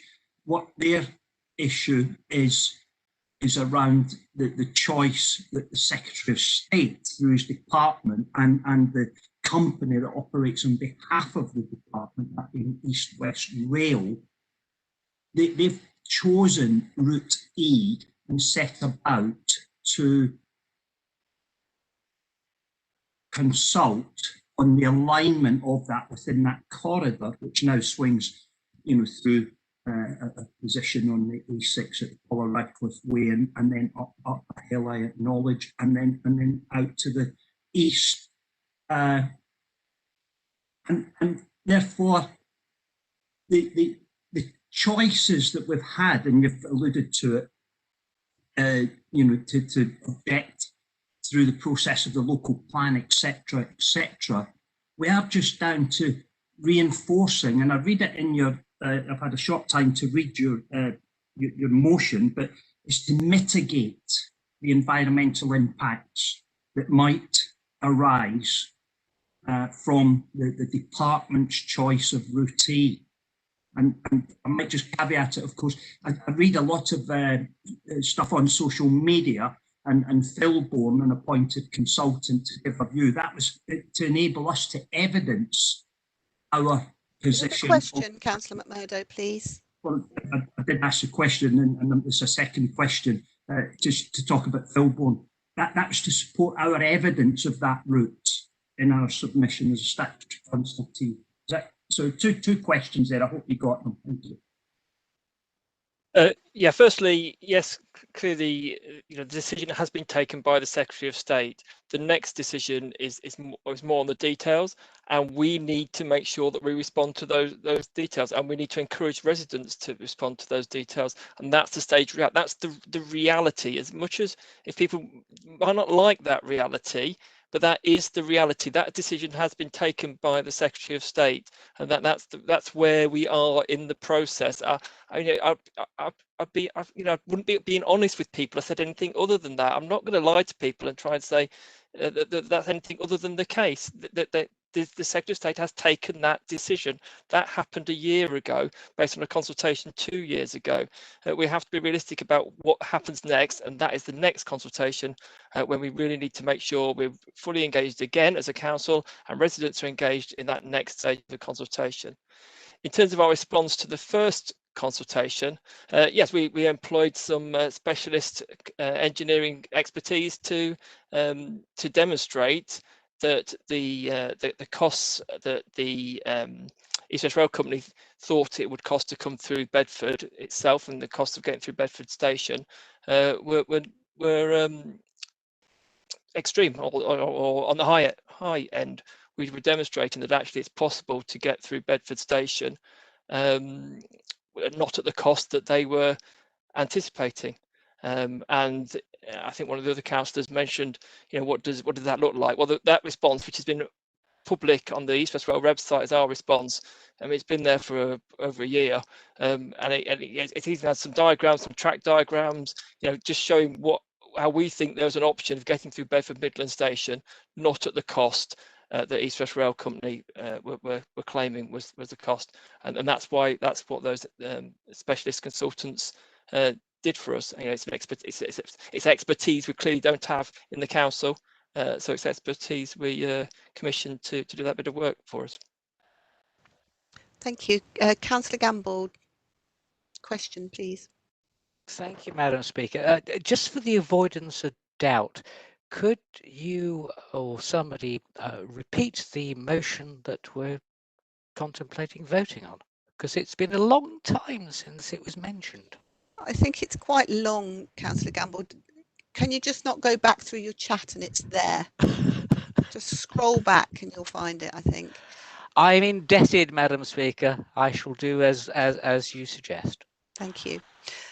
So now I'll move to comments. Councillor Hill, you had a comment. Thank you, Madam Speaker. I'd just like to make some comments on the Southern Route and Wixham's, etc. A Southern Route for East West Rail would almost certainly have been fatal to the prospects of the much-needed Wixham station. That project, led by this council, has made considerable progress, none of which would have been possible had a southern route been chosen. Indeed, there is a real likelihood it would have killed it twice over. First, it would have delayed any progress due to longer timescales involved to beyond 2024, when the significant developer financial contribution to Wixham Station expires. By contrast, the Bedford Borough Council-led project to deliver Wixham Station has the rail key partners all pulling in the same direction and engaged in the project and intends to deliver the project in 2024. And secondly, as was proposed as an option for the south of Bedford Station under a southern route, it could have chosen to put the station in the field in Elstow instead of Wixham's, which would probably have meant no Wixham stations at all, as the government and the rail industry would not have sanctioned 2 new stations in relatively close proximity. As we heard earlier, virtually all councillors on this council in 2019 recognised all of this. Indeed, the now Conservative group leader enthusiastically supported a route via Bedford Station and then welcomed the government decision on the route wholeheartedly. I quote from his Facebook post of 30th of January 2020. Some great news for Wixhams and Wilstead.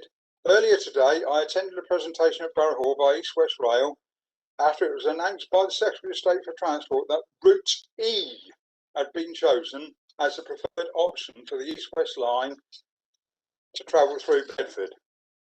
It's striking that those Conservatives very clearly knew what was at stake for Wixham Station and what the implications of a southern route would have been, yet they are now arguing that the southern route should have happened. Anyone who cares about Wixham Station would be shocked to hear of this dramatic abandonment by the Conservatives of their support for a route in the centre of Bedford and what that meant for Wixham Station. Correct me if I'm wrong, but someone's not on mute. Pardon. Wixham Station cannot be delivered a moment too soon. Far from just delaying it and adding years to the wait, a southern route for East West Rail would very likely have killed it altogether. Let's not forget, the decision has been made to support the Route E by the government, and now we're going to a consultation on that. Meanwhile, I can tell the council that electrified trains do indeed use the West Coast Main Line and the Great Eastern Main Line. And I'm pleased to note that being taken place by this council and its representatives for a station on the East West Railway in the south of the borough. With Wixham Station progressing too, this would give communities like those I represent in Elstow, Stewardby, the Wixham's Retirement Village and Kensington Hardwick the best of both worlds. I proudly support Councillor Headley's motion. Thank you very much. Thank you. Councillor Coombs. Thank you, Madam Speaker. I did say earlier I wasn't planning to speak again, but Councillor Hill's contribution and Councillor Caswell calling for a recorded vote. I'm curious of Councillor Hill's notion of killing something twice over. I wonder perhaps when he's got a moment if he could explain to me how you actually kill something twice. Everything that he has said about Wixham Station is exactly what I said earlier, and I'm pleased he reads my Facebook page. I often think I'm talking to the ether, but yes, he's right. Those are my words and I stand by it. As I said earlier, I will put Wixham Station first, foremost, always. Be in no doubt of that. I will, although I think that the motion is pretty disingenuous and I think it ignores the petitioner's concerns and goes off at a tangent, being rather self-congratulatory and saying how wonderful everything the council has done. I don't think you really address the petitioner's concerns at all. But because of point 6 about Wixham Station, I will support it. I will support that. I want to see Wixham Station first and foremost. But as I said earlier, my group, we don't have a whip on this. And what Conservatives will do, we will support our communities. We will vote on this in the best interests of our wards, of villages, and the people that we're elected to represent. We won't be straitjacketed into all voting the same way like happens in the Liberal Democrat group. I noticed that the Lib Dem whip, Councillor Caswell, has requested a recorded vote. And I'm, I can't remember what Councillor Van's words were, astonished and flabbergasted, or whatever it was he was about 10 minutes ago. Something like that. The Liberal Democrats are doing what they do best, being childish and petty over something that is so important. The East West Rail project is a huge significance. It is hugely important to Bedford and its residents. It is beyond party politics. It is something that everybody has to decide every councillor has to decide what is right for the people that they represent. So to say, oh, I'd like to have a recorded vote so that I can say councillor this voted that way and councillor the other voted differently, it just about sums up the sort of gutter level of Liberal Democrats, turning everything into a party political debate. I suggest that they all grow up. I will support this motion because of point 6. My colleagues will, I know, vote in the best interests of their residents too. Thank you, Madam Speaker. Thank you. Councillor McHugh. Thank you. This is of huge significance to the residents of the borough, and future generations will thank those councillors who support a route through the centre of Bedford rather than a rail bypass through the Wixhams. So this is of huge significance, and yet what we've heard riding two horses at once, so the desire for a Wixham station almost regardless of what rail line goes through it, East West Rail or Thameslink, and also Angels on Pinhead, so a railway that comes into Bedford but apparently doesn't go through Bedford, it doesn't go out of Bedford, and I'll come back to that. So the consultation that East West Rail Company set up by Grant Shapps, no, the other one, the disastrous one, in 2017, Chris Grayling, that's right, Chris Grayling in 2017, he was the disastrous one.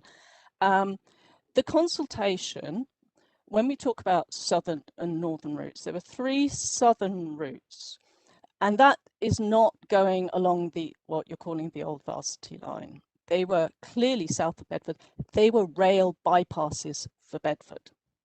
And there were the 2, what you can call northern routes that go through Bedford Midland.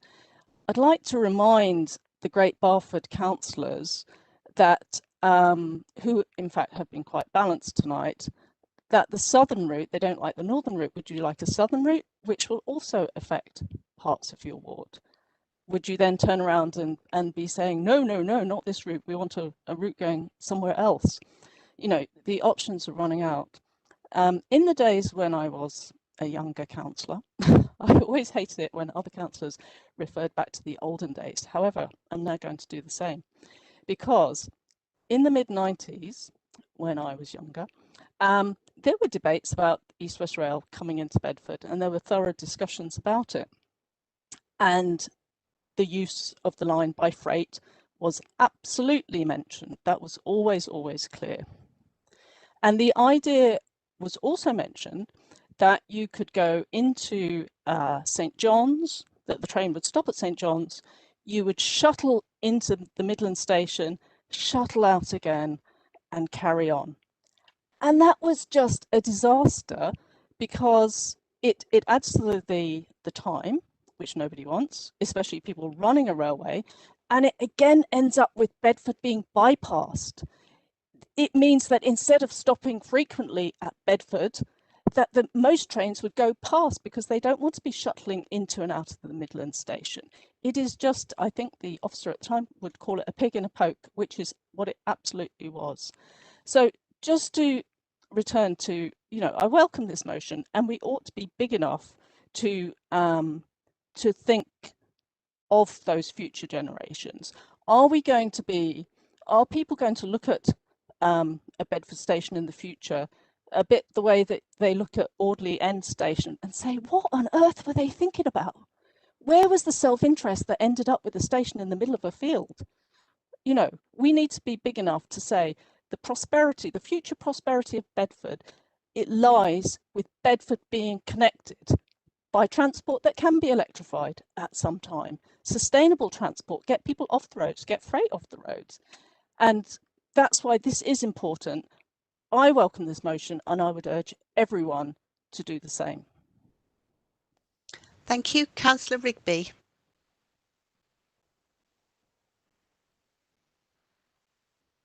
Thank you, Madam Speaker. Councillor Coombs has commented on Councillor Van's gloriously steaming up the incline of party political comment against the Conservatives, saying things that we've said that we haven't said. But let me talk about the motion. I'm a Bedfordian. I would really like to see this train line come through Bedford, but it's like everything you do in life, you've got to understand the implications of it. So as a principle, yeah, I would really like it to come through here, come through Bedford. But what is going to, well, I've heard things thrown out tonight. Let's have it electrified. Great, but it's not on the table at the moment. So that's a great concern to me, that it's going to be diesel. You've got, what exactly is the route that would bring it into Bedford and take it out? Now, the residents of Brickhill are very, very concerned. They're having a meeting with their parish council, which is Liberal Democrat, tomorrow, to discuss it. I know there are great concerns in Clapham, and there are great concerns in other villages, because the mayor, in his response to East West Rail, talked about the possibilities for development in the northern villages if it came through Bedford. So while I want it to come through Bedford, I must have all the facts before I say yes, it's coming through. It should come through Bedford. It's like the motion that we're debating now. In my book, this is premature. This is railroading to try and get everybody on board. But it's like going out buying a car. You want a car, definitely, but you want, can I have an electric car? Well, you buy it first, sir, and then I'll tell you whether you can have an electric car. Can I have a red car? Well, buy it first, and then I'll tell you whether you can have a red car. I want to know the route. So this is premature. I won't vote. I'm going to abstain tonight, because what I want to know exactly what the impact is going to be of the route affecting the villages of out in North Beds. I want to know how it's affecting all the other villages. I want to know how it's affecting Brickhill. And I hope very much the Liberal Democrats will consider that carefully as well. So thank you very much, Madam Speaker.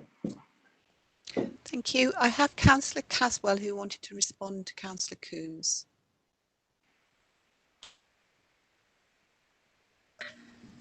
Thank you, Speaker. I don't think we can remind each other often enough that people can have perfectly sincere views on either side of a motion and still proceed courteously. But I thank all my fellow councillors for that.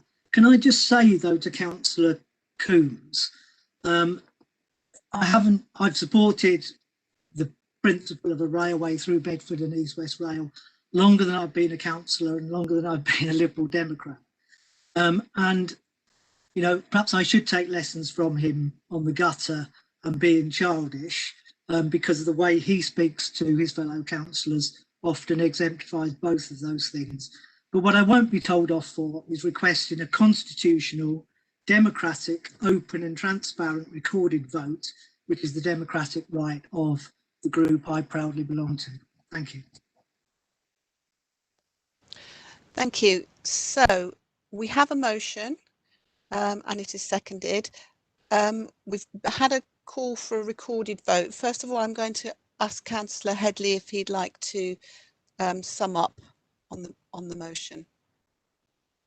Thank you very much. Yeah, I would like to sum up.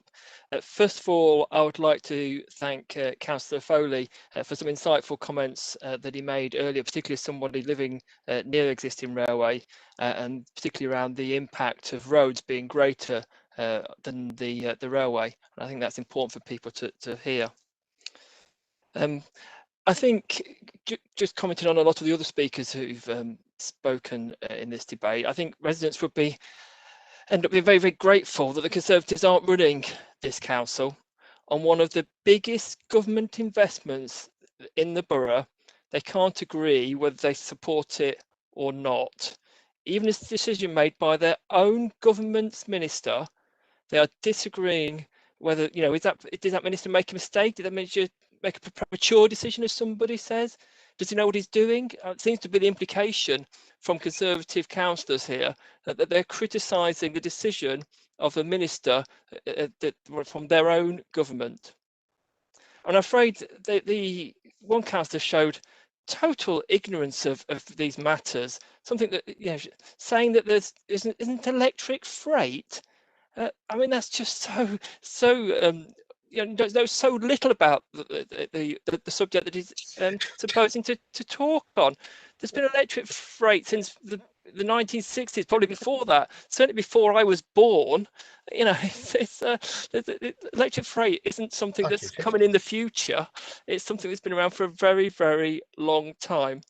We also had a couple of councillors, I think, reference parkway stations. Again, I do think they're just not totally misunderstood and not read the information properly. They seem to be claiming that the East West Rail Company will stop outside Oxford and outside Cambridge and not go into Oxford or Cambridge, which is totally nonsense. The railway is, yes, there are parkway stations, but the railway will go through the parkway stations into Oxford itself, through the parkway station into Cambridge itself. And they seem to be implying that Bletchley is some sort of out of town rural area. I think, you know, Bletchley isn't a rural area.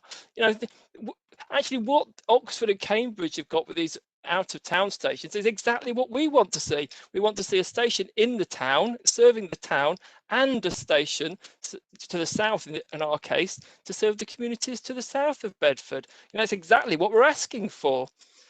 And I think residents will look at these Conservative councillors who represent, particularly those who represent the communities that have been concerned about the consultation and raised genuine concerns about the impact. And they'll ask themselves, where were these councillors in 2019? Where were these councillors if the residents feel they were not well informed? Where were these councillors informing the residents and telling them what the implications were? You know, when then residents needed them to be informing them and communicating with them and letting them know what's going on, you know, where were they then? Where were they then? Finally, I just want to reiterate that this railway is a key bit of government investment in our local infrastructure, one that will help our local economy grow and create more jobs.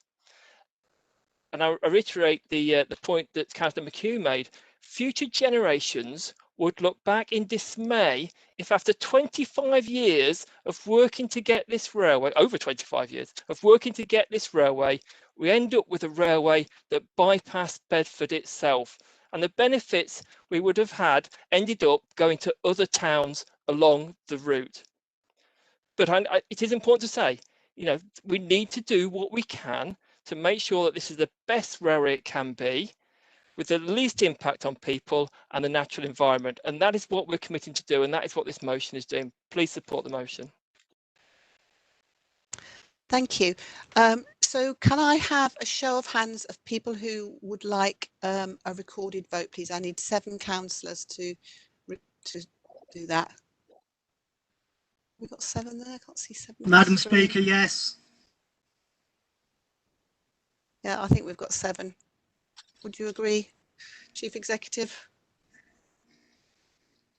I agree, Madam Speaker, from what I can see. Okay, thank you. So would you like to set that up, please, Chief Executive? I'm ready to go if I will go through the recorded vote. So, okay. Councillors, Abbott. 4. Akhtar. 4. Atkins. 4. Burley. 4. Bywater. 4. Caswell. 4. Coombs. 4. Crofts. 4.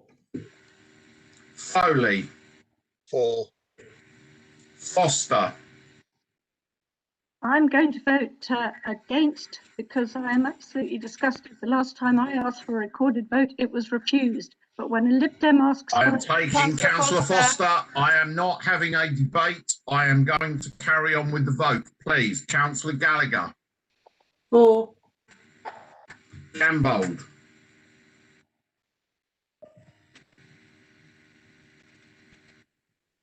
Councillor Gambold, please. Sorry, I was on mute. Against. Headley. For. Hendricks. For. Hill. For. Mr. Mayor. For. Jackson. For. Martin Moran Bryant. Sorry, she had to leave to feed her baby. Thank you, She Madam did. She Speaker. did let me know. Thank you. Masood. For. McHugh. For. McMurdo. For. Meader. For. Moon. Abstain. Nawaz. For. Oliver. For.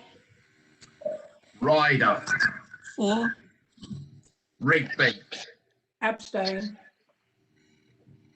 Royden. For. Max Royden. For. Sampson. For. Sawyer. For. Solomon. For. Sultan. For. Towler. Against. Valentine. For. Van. For. Madam Speaker. Against. Weir. For. Wheeler. For. Wootton. Against. And I believe Councillor Zamir is absent, and that motion is carried, Madam Speaker. Thank you. Thank you very much. Thank you, everybody, for. I think we gave that a good airing. So thank you very much. That concludes item 7. We'll now move on to agenda item 8. Agenda item 8 is questions from members. So do we have any questions from members this evening? I think we've really given the East West Rail a good airing. So please I'd rather not see any more questions on that, please. But have we got any questions? I've got some hands up. Okay, Councillor Hill. Sorry, Madam Speaker, I still had it's an old hand. Okay, fine. Councillor McHugh's taken hers down. Councillor Sultan.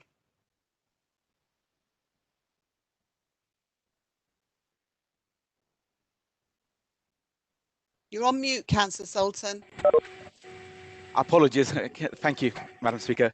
My question is to Councillor Valentine. Councillor Valentine, the Prime Minister has announced his roadmap to easing the current lockdown. The Prime Minister is prioritising getting the children back to school. Deirdre Murphy earlier this evening has asked you a question in relation to this, and I wish to follow up by asking you, what additional support can we give to our schools and all school staff alongside the current guidance from the government? Are they able to adequately prepare for this by 8th March? Thanks for your question, Councillor. At a crucial moment where we're seeing the infection rates in Bedford gradually coming down, I'm concerned, as I'm sure some other members are too. The Prime Minister's roadmap might be a bit rushed and could risk hampering the progress we've made so far. So he must ensure that he sticks to his promise to pay heed to the data rather than the dates as he has set out for the loosening of the lockdown. I would say that schools across Bedford Borough have been amazing in their support to pupils during the lockdown, with the expert assistance of our local public health team. The Council has continued to provide excellent support and guidance to all schools. These efforts have been recognised nationally, where Bedford Borough is recognised as one of the top 10% of areas nationally in terms of our response to COVID. The Council will continue to offer advice, guidance and support to all schools about reopening. and will offer support to all families in relation to children returning to school. Thank you. Thank you, Councillor Valentine. Councillor Foster.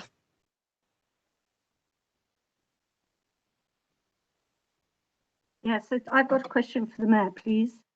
The Mayor sits on the following outside bodies, which have taken and are taking decisions that will affect all of our lives in the borough, in particular in relation to housing development. These bodies are England's Economic Heartland. The Mayor is a leadership group member and chair. SEMLEP, Central Area Growth Board. Oxcam Chief Executives Group. ARC Leadership Group. So my question to the Mayor is, why have we not received regular reports at full council in relation to these various bodies, which our representatives sit on, and which are taking key decisions on behalf of borough residents? And furthermore, why have we as full council not been consulted? The agendas of these bodies should all be published on the borough website along with the minutes. Nothing should be kept behind closed doors.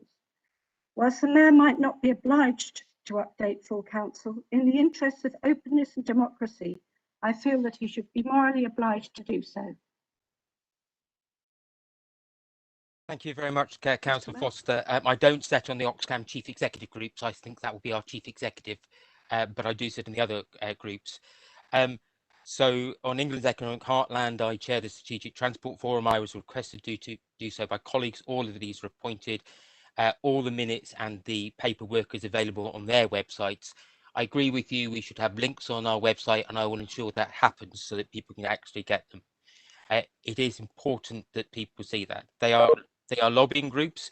The SEMLEP was set up some years ago as local enterprise partnerships by the government to put forward the economic strategy and to work with businesses. I have reported to council, but I will do so again and make it a regular occurrence.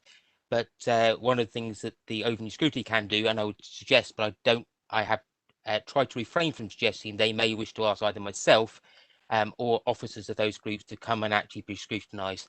I will happily have a conversation with her or the chairs of scrutiny to enable that and to make sure that can happen. Thank you for your response. That's great. I look forward to receiving updates. Thank you. Thank you.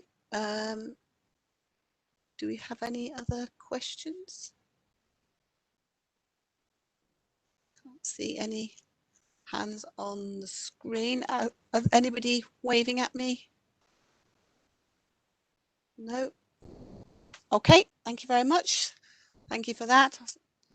That concludes agenda item 8, and we'll now move on to agenda item 11, as there's no business to conduct in relation to agenda items 9 and 10. So agenda item 11 is report of the Mayor and portfolio holders. So I now invite Councillor Valentine to give a presentation on education and children's services. Councillor Valentine, please. Thank you. Let me just see if I can share my presentation, see if this will work.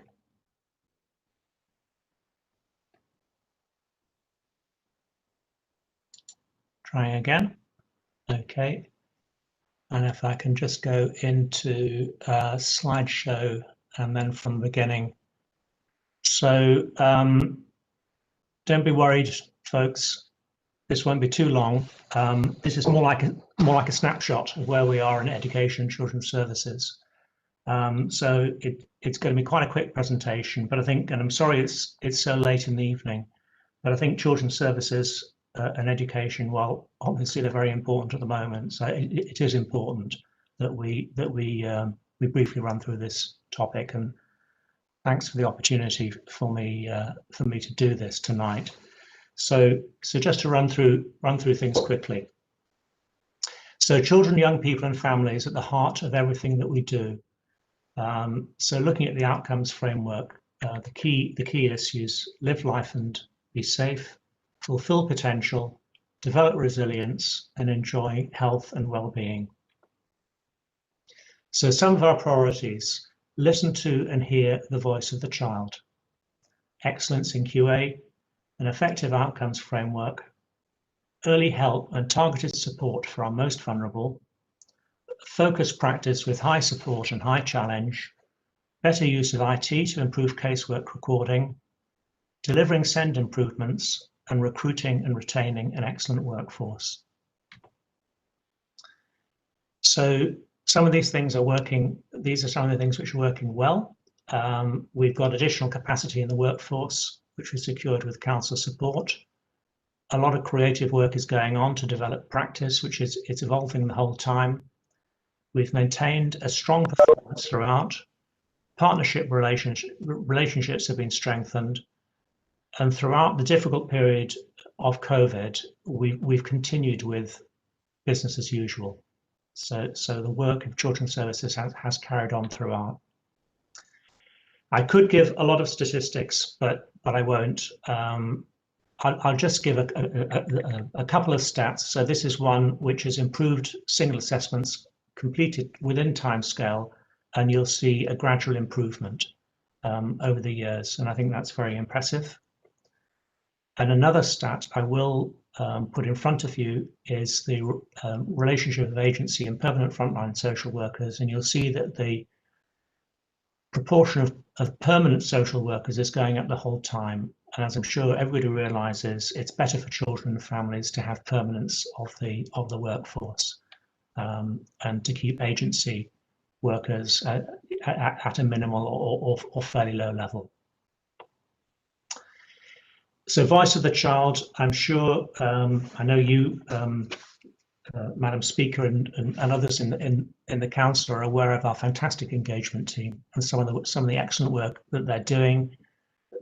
Some of the things are listed here, and it's notable that the work of the engagement team has carried on throughout the lockdown, and I think that the looked after children have actually have really thrived. It's worth mentioning in Bedford Borough, we have maintained our children's centre offer, unlike quite a lot of other local authorities, and obviously this is at a time of financial stringency. And it is important. The early years are critical, the early years of a child's life. So we've maintained the universal offer and further refined the targeted offer. And where necessary, centres are repurposed or village halls hired and so on. And this is to reflect the fact that where the original the children's centres were aren't necessarily where the growth is. So obviously there's been a growth in population in places like Wixham's and other parts of the borough. And that's where the repurposed contract will be looking at those. A reminder that as corporate parents, you are all legally responsible for looked after children. So all elected members here and all the officers present, whether they're in children's services or not, are responsible as corporate parents. And the classic comment that you need to keep in mind as a corporate parent is, would this be good enough for my child? In other words, in terms of looked after children, would this be good enough for my child? So just quickly, some of the challenges for the borough. We've got a fluctuation in referrals and contacts. If you look at these bar charts, they're going all over the place. And the main reason for this is because although our schools have been open the whole time, of course, the numbers of children in school have fluctuated through the various lockdowns. And most of our contacts, roughly 2/3 of the contacts to children's services come from schools. So that's been quite a source of concern. The numbers of looked after children are perhaps a little higher than we would wish, but I would say that they're not a particular concern, and they're in line with a national picture. So in other words, looked after children have gone up nationally. Again, if you look at the number of children on child protection plans, they're probably higher than we would wish. And that reflects the complexity of the work that's going on. A lot of very difficult and complex work is going on, protecting children. And of course, a lot of them don't become looked after. So just some of the worries and hidden harms. So particularly the impact on babies, which we have noticed, impact on mental health for families, substance abuse, domestic abuse, impact on other services that aren't able to support families as usual, and of course the impact of poverty. A lot of people are losing their jobs. A lot of people can barely put food on the table and are on benefits for the first time. So it's not an easy time. So in terms of COVID-19 impact on performance, children's social care performance has been maintained throughout. Technology has been used effectively to maximize reach to families and participation in meetings. Sometimes it's made things a little bit slower, but it's all worked. Family visits have continued with families, and some aspects have actually worked better. So the parenting service that's used by the early help function has actually worked better. Parents seem to find it easier to get together virtually than they do to come in sometimes to have meetings. So just a couple of slides on education. So just to repeat the fact that no school has closed during the lockdown, unlike many other areas. Weekly updates and contact with every school leader. So we keep really in close contact with schools.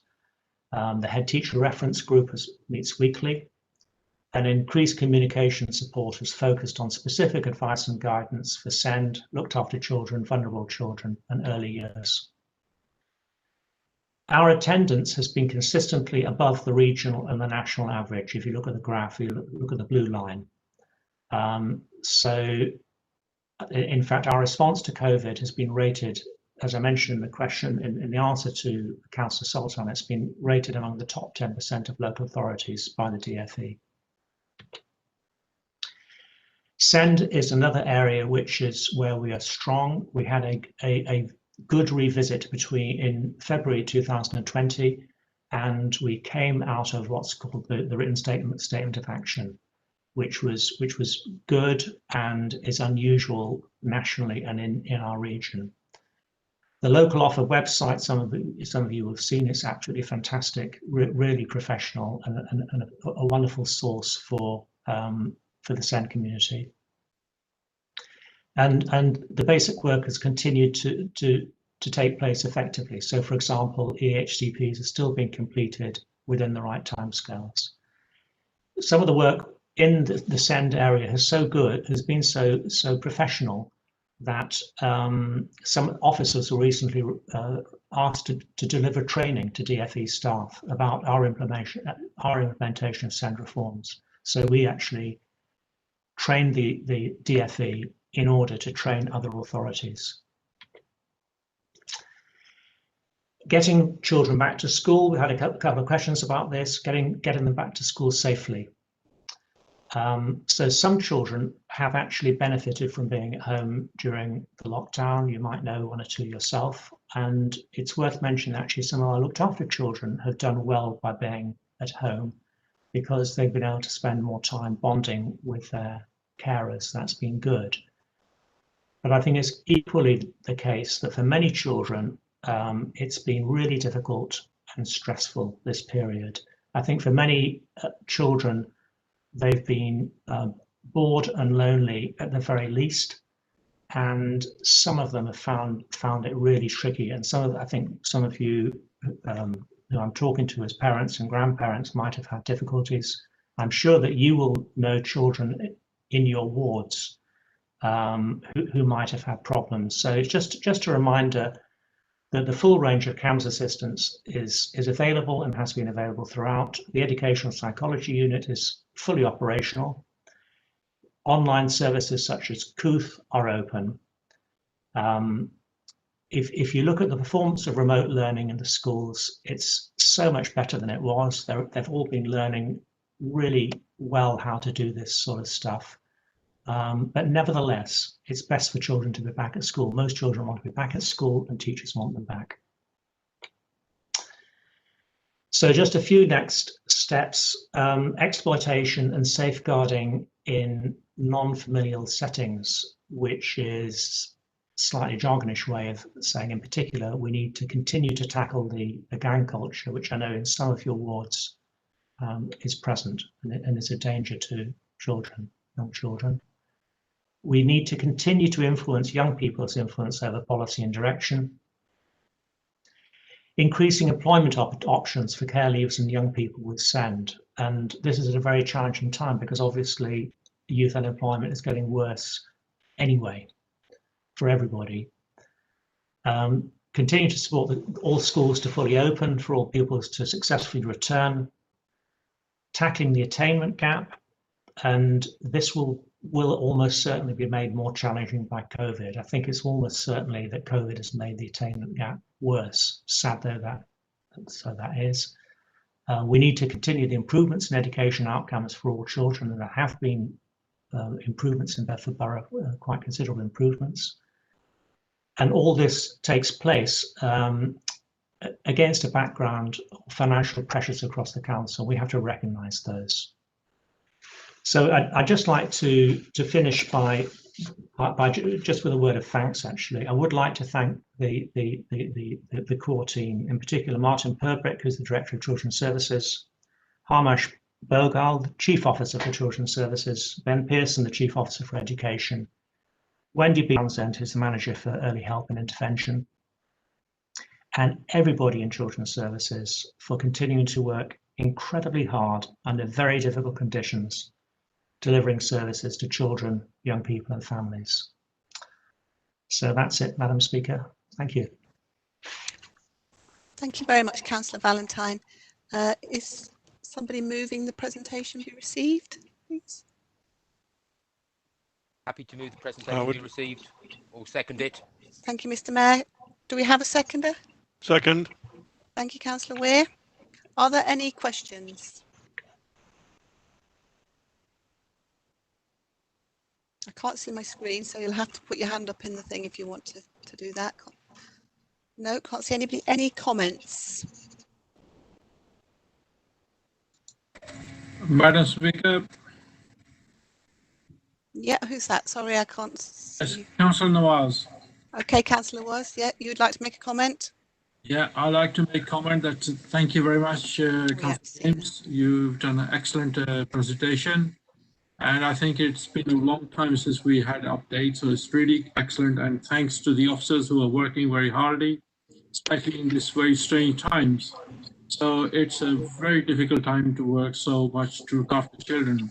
So thank you once again for your hard work and all the officers, and thank you for the presentation. Thank you, Councillor Nawaz. Councillor Rigby, you've got your hand up, is that? I did, yes. And my apologies.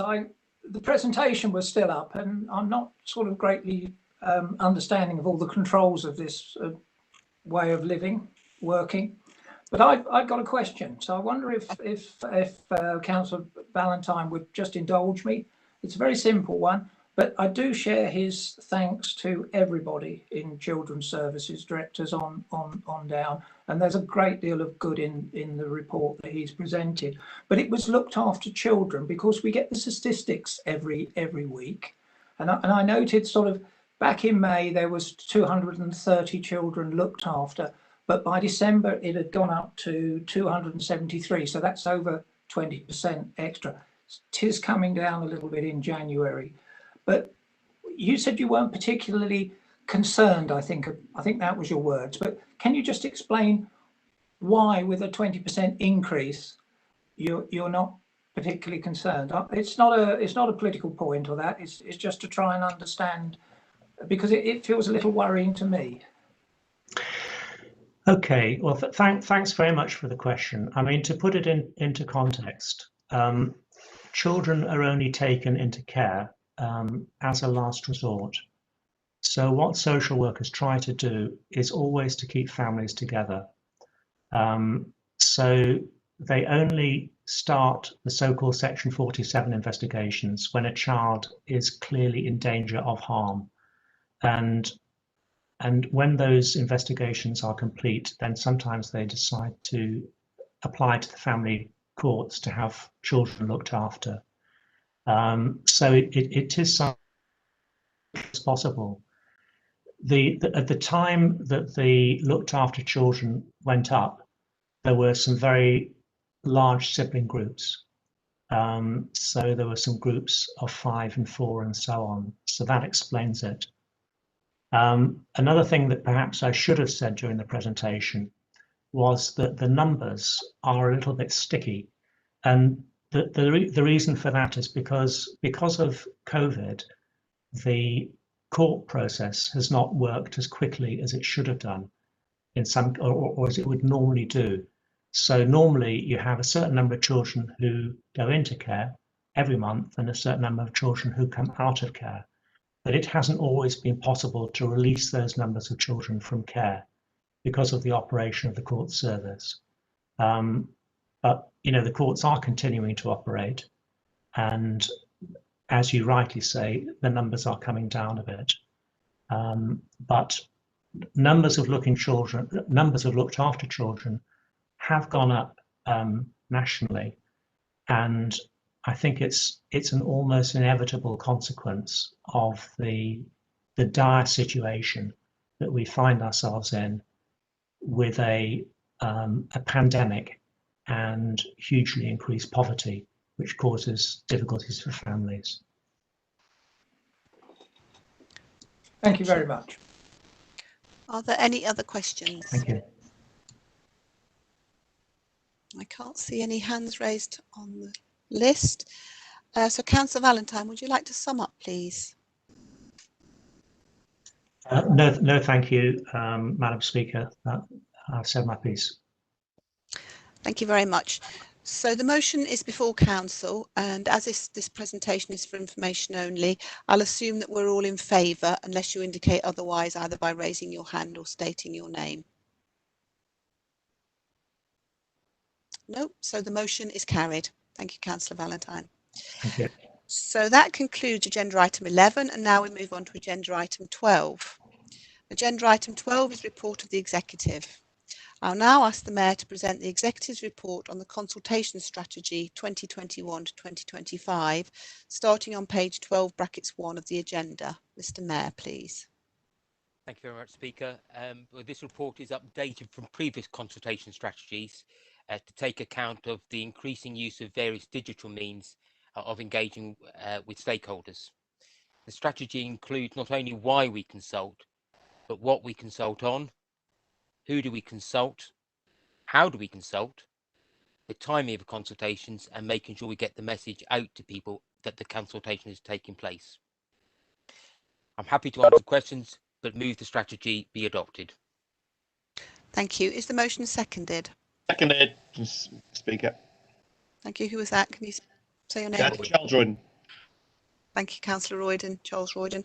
Are there any questions on the report? Councillor Oliver. Thank you, Madam Speaker. I always encourage residents to take part in consultations and assure them that this council listens to their responses and that policies are often amended as a result. I occasionally receive complaints that it is hard to understand their content, and this was particularly so in the case of the recent budget consultation. As an ex-teacher, I know that education has its own jargon, and since becoming a councillor, I've had to learn local government speak, both of which pale into insignificance compared to the entirely different language used by the NHS. This consultation strategy makes mention of being as accessible to as wide a range of residents as possible, including being translated into other languages if necessary. However, it makes no reference to the original documents needing to be in plain English. I'm aware that it's not easy to convey what is sometimes complex subject matter in layperson's terms, but may I suggest that the strategy includes a commitment to using the most straightforward language possible. Thank you very much, Councillor Oliver. Happy to agree to that commitment. If not adopting this, I'll make sure that I talk to officers about how we can do that. There are ways you can actually measure plain English, and I think I will discuss them how we can measure that and show that it has a reading age that is broken. That's quite easy within Word that we use. So I will take that over to officers and make sure we have some report about the readability and the plain English of reports going forward. Thank you. Any other questions? Can't see any hands on my list. Nobody waving at me. Are there any comments on the report?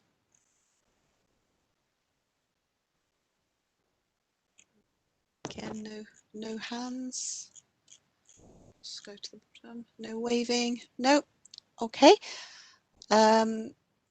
So, Mr. Mayor, would you like to sum up, please? Nothing further, Speaker. Thank you. So the motion is before council and a poll has been set up to enable you to vote either for or against the motion or to abstain, and you have 1 minute to cast your vote.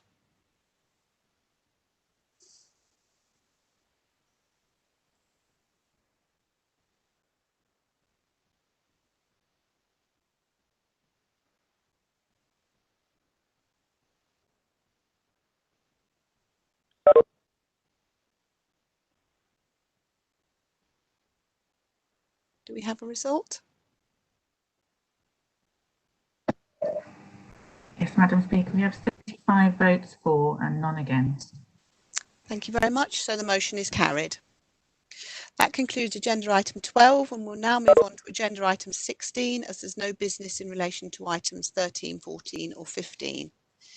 So agenda item 16 is the Council Tax Resolution 2021 to 2022, and I now invite the Finance Portfolio Holder to present the Council Tax Resolution for 2021-22. Councillor Headley, please. Thank you. This is a report we regularly receive at this time of year. It follows on obviously from the budget reports that we've already considered and agreed. This report takes the precept from fire, police and from parish councils, as well as obviously from our council, then calculates the resulting council tax in each area and for each band. That's all set out in a table in the report. So I move the council tax resolution that is set out in the report. Thank you. Thank you. Is the motion seconded? Seconded. Thank you, Mr. Mayor. Are there any questions on the report? Oh, somebody's come off mute, so does somebody want to ask a question? I don't see any hands. No questions. Are there any comments on the report?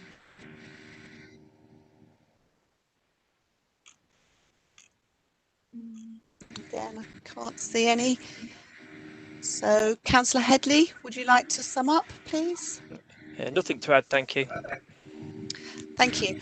We'll now move to a recorded vote, as a record must be taken for the purposes of the minutes of the names of those persons who cast a vote for or against the decision or who abstain. Mr. Simpkins.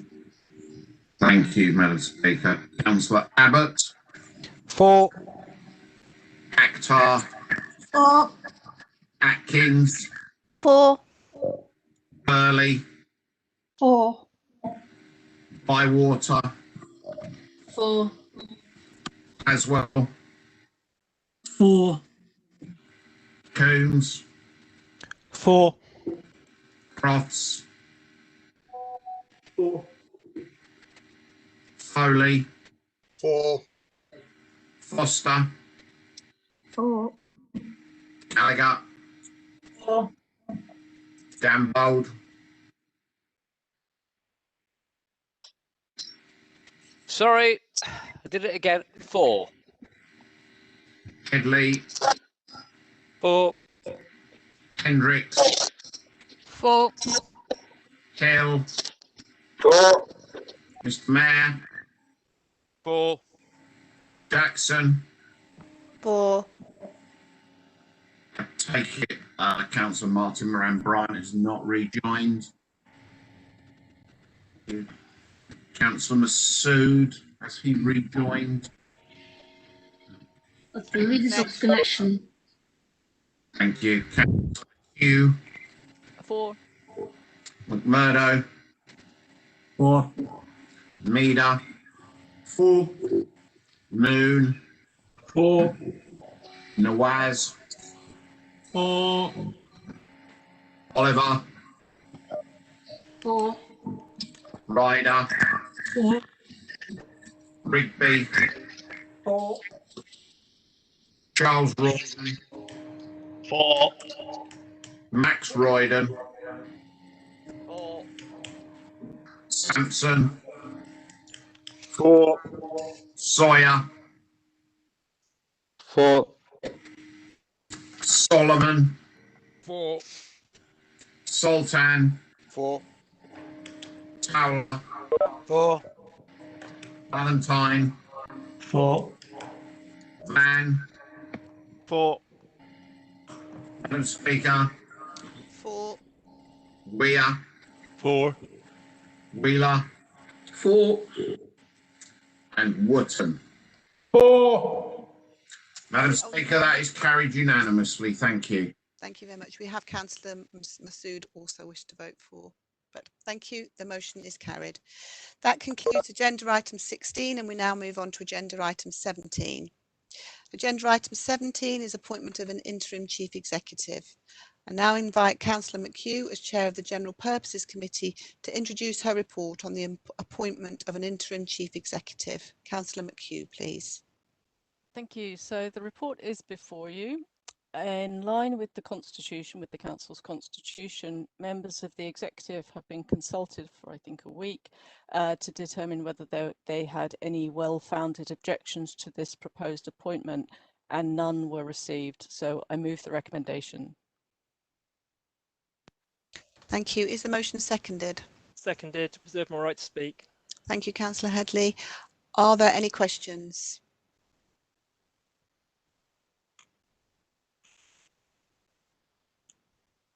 None in my list. Are there any comments?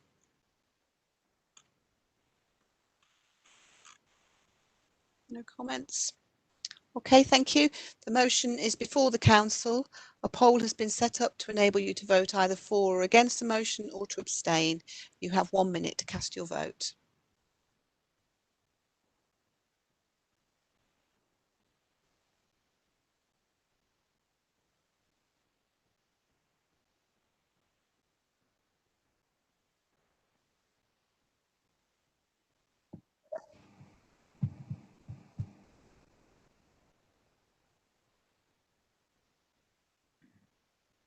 Madam Speaker, we have 37 votes for and none against. Thank you. The motion is carried. So that concludes agenda item 17, and there being no other items of council business, I declare this meeting closed. Thank you all for your patience.